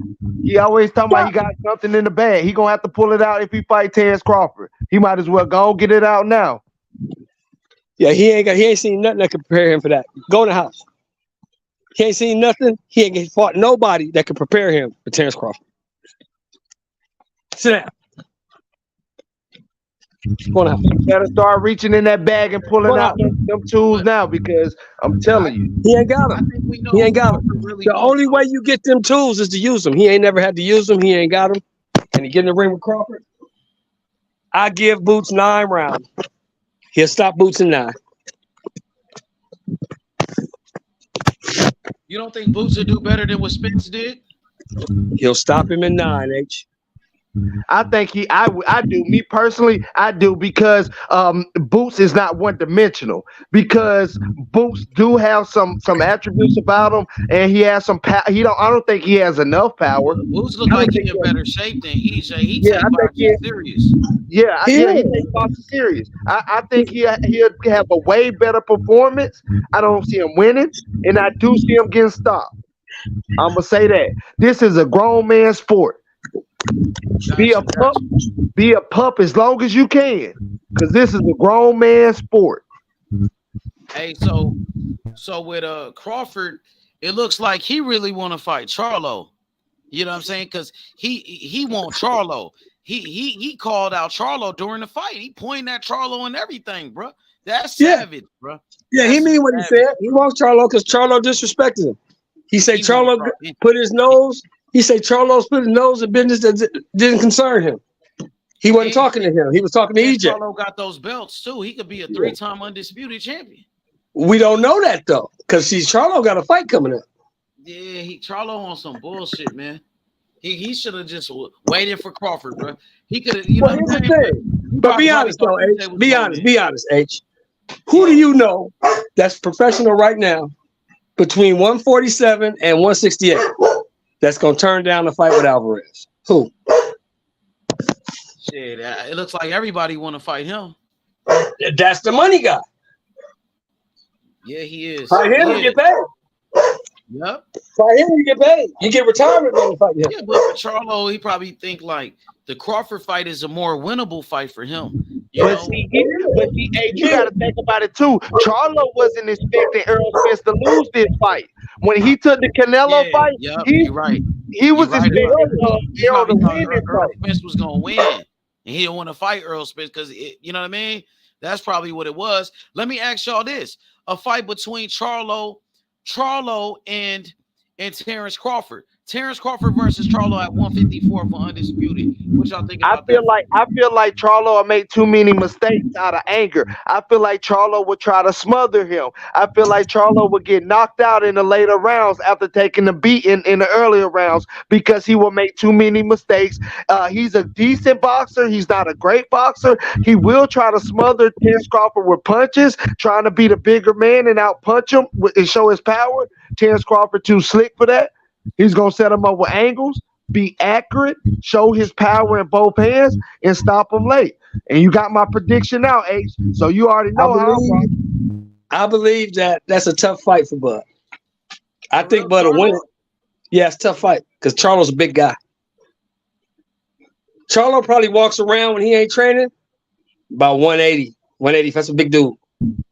How Charlo will try to fight Terence Crawford is how he needs to fight Canelo Alvarez. He needs to turn into Demetrio Bivol when he fights Canelo Alvarez, meaning throwing a high volume of punches The thing with Bud is this. He have the boxing skills. Bud can outbox him, but Bud would have to be smart because Charlo do have one punch knockout power. He got that. Charlo hits way harder. Charlo hits way harder than Errol Spence. Charlo hits harder than Errol Spence. He hits harder than anybody that Bud has ever fought. He does. But they never fought nobody. Bud would have to box him and stay away from that power. But if he could do that, he can beat Charlo. And he will. He's going to outbox him on the back foot and hit him with some hard punches throughout the whole night and stop him late.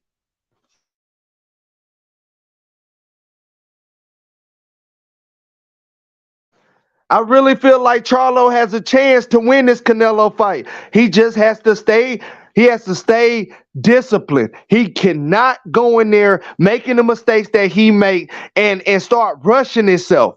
He has a big problem with rushing himself, especially when he think he has control of the fight. And that can be a big problem with Canelo. Because just because you think you winning right now, things can change just like that with one punch from Canelo. And I see what Shelton's saying, that can happen vice versa if Charlo is fighting Bud.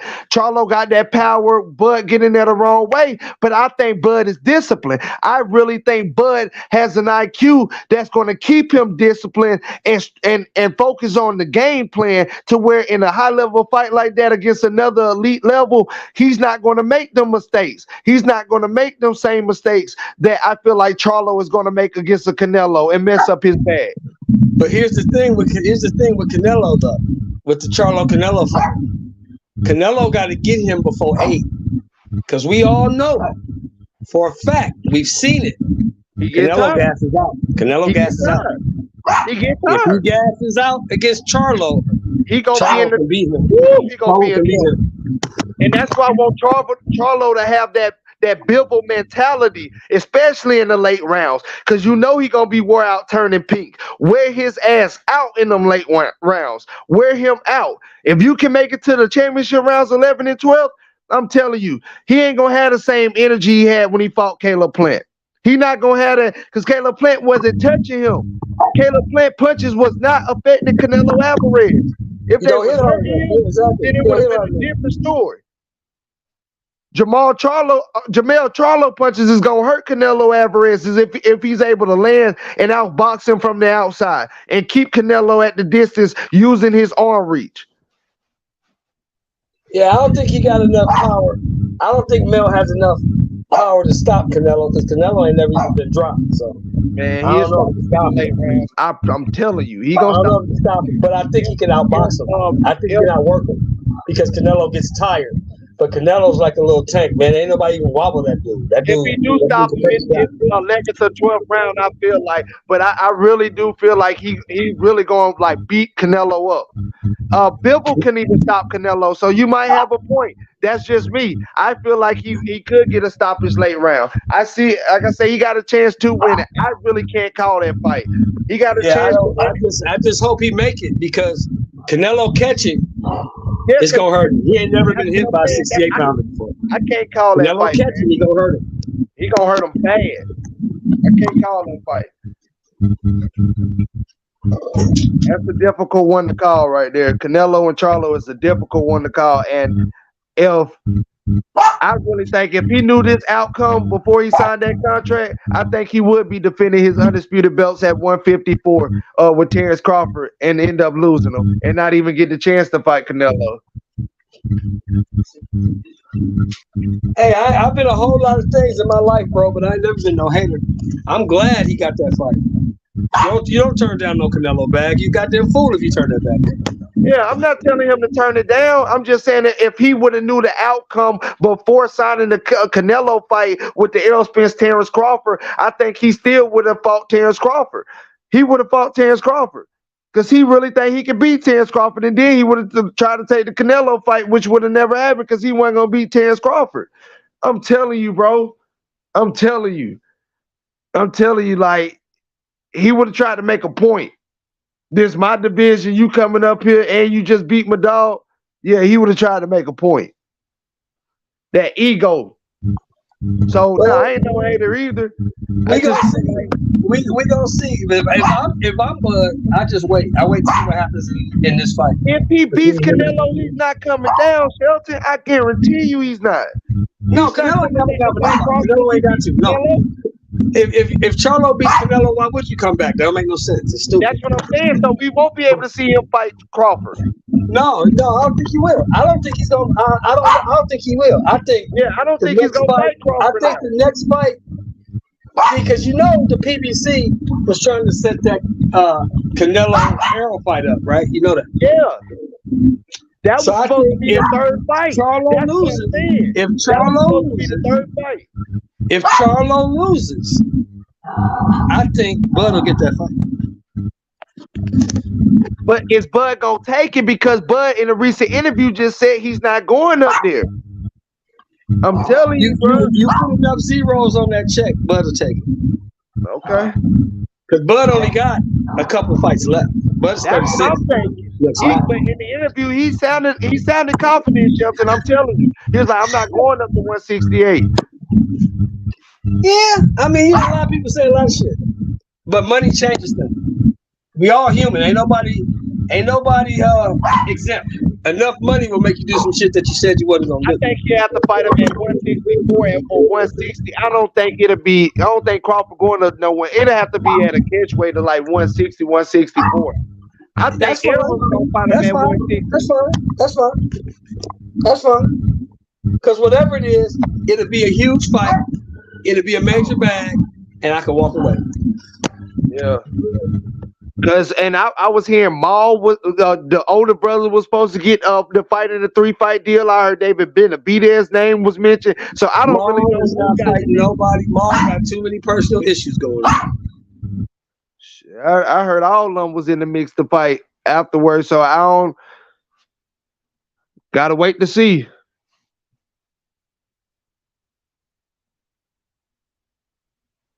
Shit, I want to see the Undisputed at 175. That shit It ain't gonna happen. It ain't gonna happen because motherfuckers. I just heard that the Callum Smith fight got canceled.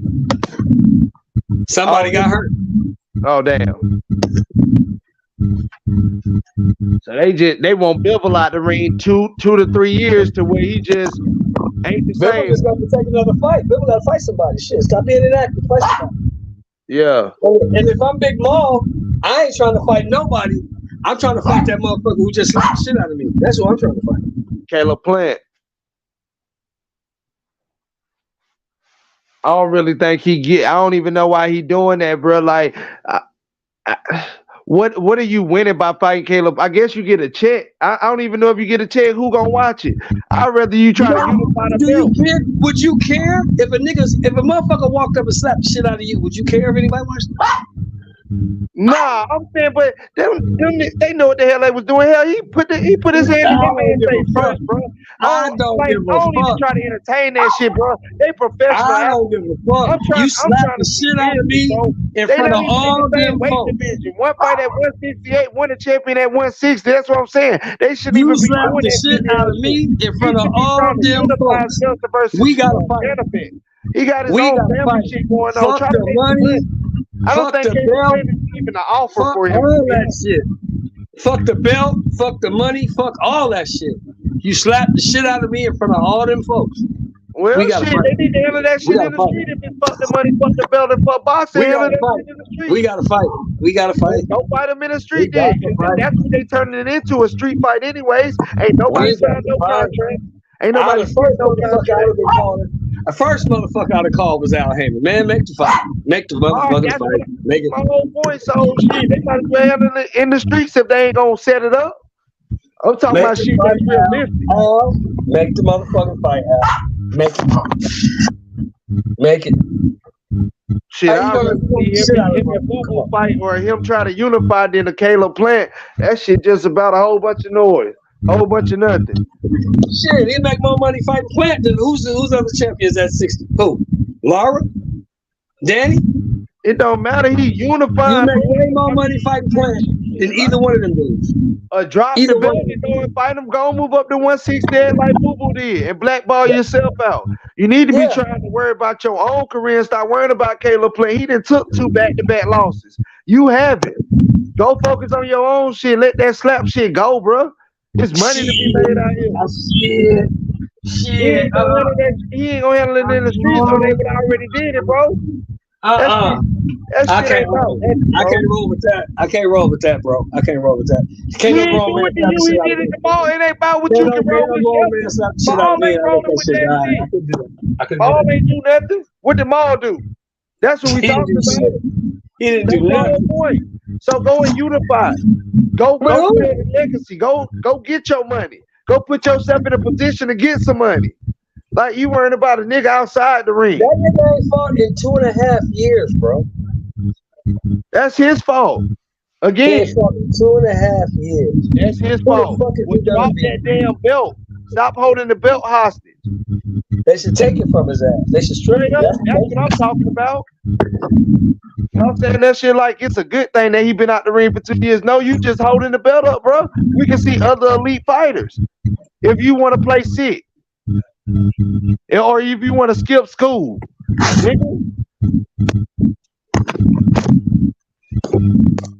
Well, I was done with the nigga anyway. I wasn't fucking with him anyway. But you let this motherfucker slap you and you don't fight this fool, I'm really done with you. I don't care what you do.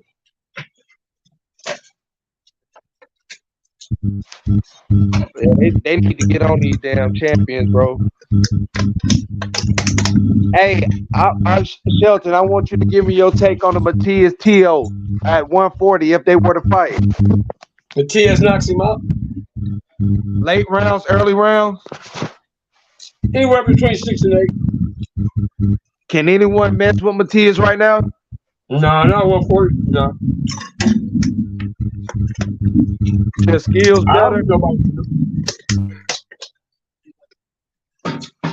I don't see none of them dudes beating. I don't see Regis beating them. I damn sure don't see Rolly beating them. And Tio ain't got enough pop to beat him.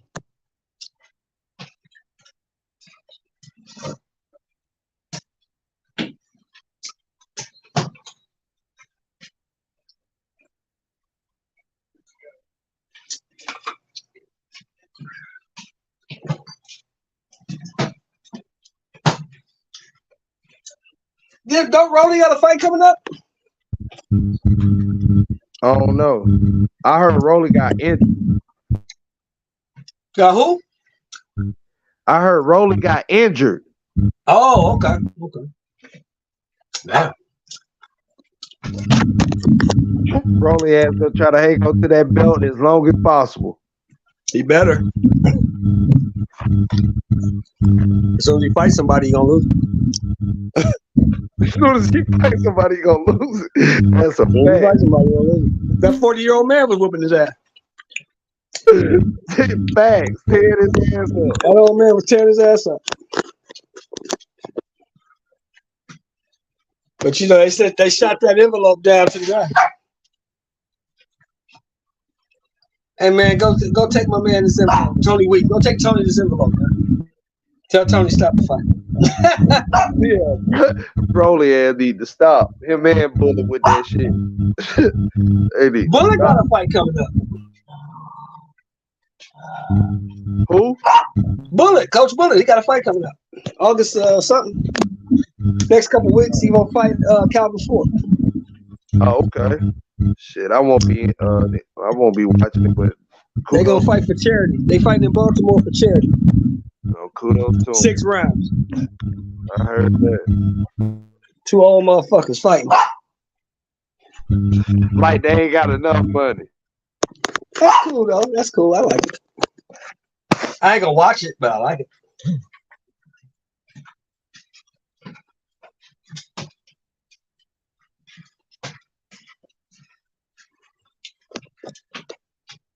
But we got this week. Oh, we got the Arizona Lara fight this weekend.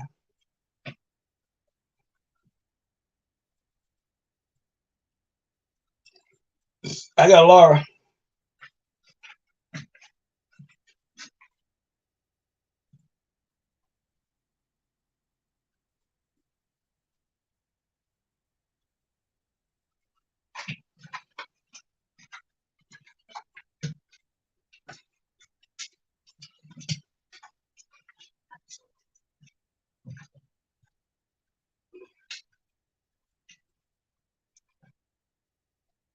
Yo, Shelton. Yo, Shelton. yeah. Hey, Kentrell, he must have just fell off. He must have fell off, bro. It just Who you got happened. in this fight? Who you got in this fight Saturday? H before I get out of here. Who fighting?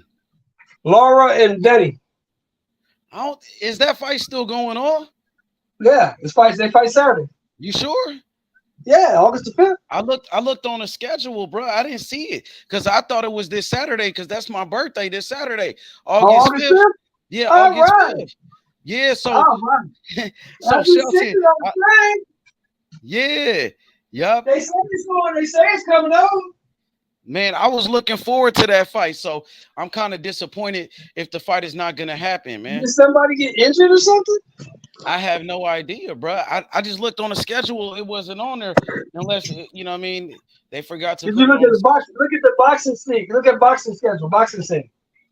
Okay, so I'm gonna give you my prediction. If the fight does happen, I'm gonna go with.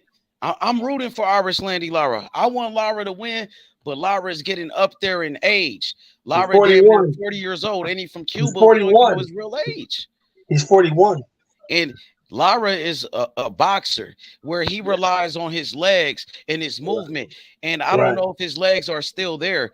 And you know, being up there, I want to see if, you know, how he could take the power of Danny Garcia.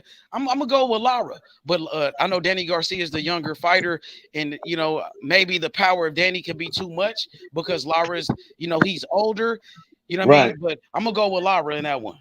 Yeah, I got Lara myself. I don't think Danny can move well enough to beat Lara. Even at Lara's advanced age, I still think Lara can still move enough to get a decision against Danny, because Danny's kind of slow.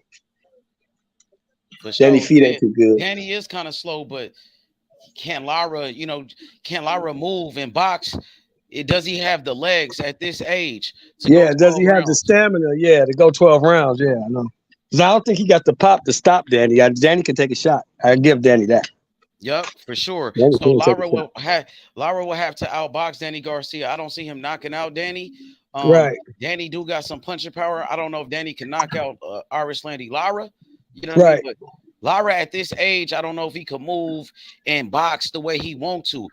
Right, you know? right. I'm thinking, but it'll be a hell of a fight. I think they got Jake Paul fighting Nate Diaz this Saturday. I know you ain't into that shit, but they supposed to be fighting. I'm gonna be honest with you. I like me some Nate Diaz. I might have to check that out. I like Nate Diaz. I really do. They fighting on the Zone pay-per-view. So, oh my God! What would motherfucker say if Nate beat his ass? Oh. Damn, they said Crawford went off on Wallow. What's his name from Gilly the Kid and Wallow for leaking their conversation. For leaking their conversation. Yup. What did he say to him? You didn't see yesterday when Crawford was talking to Wallow, and Wallow was like, "Oh, Boots is next." He said Boots is ready, and this and that. You know what I'm saying? He said Boots is another dead body, right? Yeah, Yup, and Wallow keep pushing like Crawford versus Boots. You know, Wallow keep pushing that shit like, and Crawford just responded to that shit because Wallow, he leaked a private conversation. Terence Crawford said, "That's some weak ass shit, Wallow. Don't do shit like that. I stand on everything I do or say. But for you to text me," he said, text me that fake ass shit and post shit for attention. Definitely not G. Not gangster. Right. That's clown shit. Right. He said that's clown shit at its finest. It is. Dang.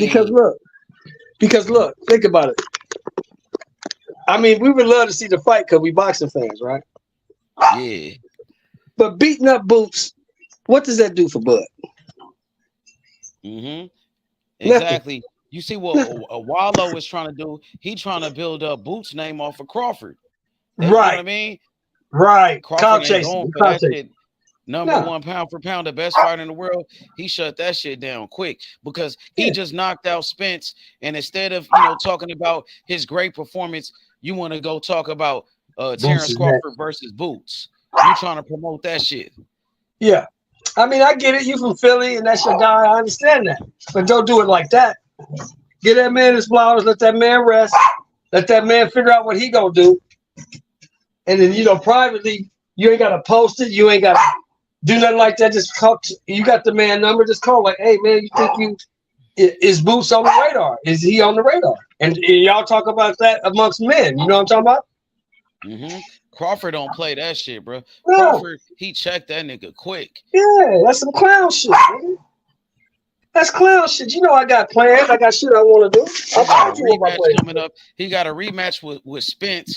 He got a contract to rematch with Spence. He want to fight Charlo to become a 3-time undisputed champion. He looking at those type of fights. But he trying to, you know, they trying to push this Boots thing. They trying to, you know what I'm saying? It ain't no money in that fight. Ain't no money in that fight. Ain't no it's a good fight. It's a good fight. But Crawford was already talking about moving up to 154 anyway. The winner of the fight was talking about going up to 154. We know that. Exactly. So why would you fucking do that? Why would you even try to play that man like that? Mm-hmm. But they keeping that shit out there though. So they trying to build up that fight with Terence Crawford and Boots. They could try. They're trying to pressure Crawford. But see, the thing is, Crawford got all the belts now, so Crawford can do whatever he wants. He's in the driver's seat. He the man now. He the man. But look, even Keith Thurman was at the fight, and Keith Thurman said he won't next. He talking plenty of shit. Yeah, I saw that. I thought that was cool though. I did like that. Some people think Keith Thurman, he deserve a shot before Boots because Keith of course Thurman, he does. Yeah, they say Keith Thurman has more accolades than Boots. But some people gonna say, boy, Boots is way better than Keith Thurman. Boots will knock out Keith Thurman. You know what I'm saying? What they need to be pushing now that you just said it. What they need to be pushing is Keith Thurman versus Boots. That's what they need to be pushing. It seemed like Boots is trying to get that fight. Boots, his older brother, was at the fight, and he was talking shit to Keith Thurman, calling Keith Thurman some bitches and shit. He was calling Keith Thurman a bitch. You seen it? I saw that. Yeah, I saw that. Yeah, Keith Thurman calling you a bitch. Fight. He said, "Why you ducking Boots?" He was like, "Nigga, you a bitch." Thurman telling, "No, you a bitch."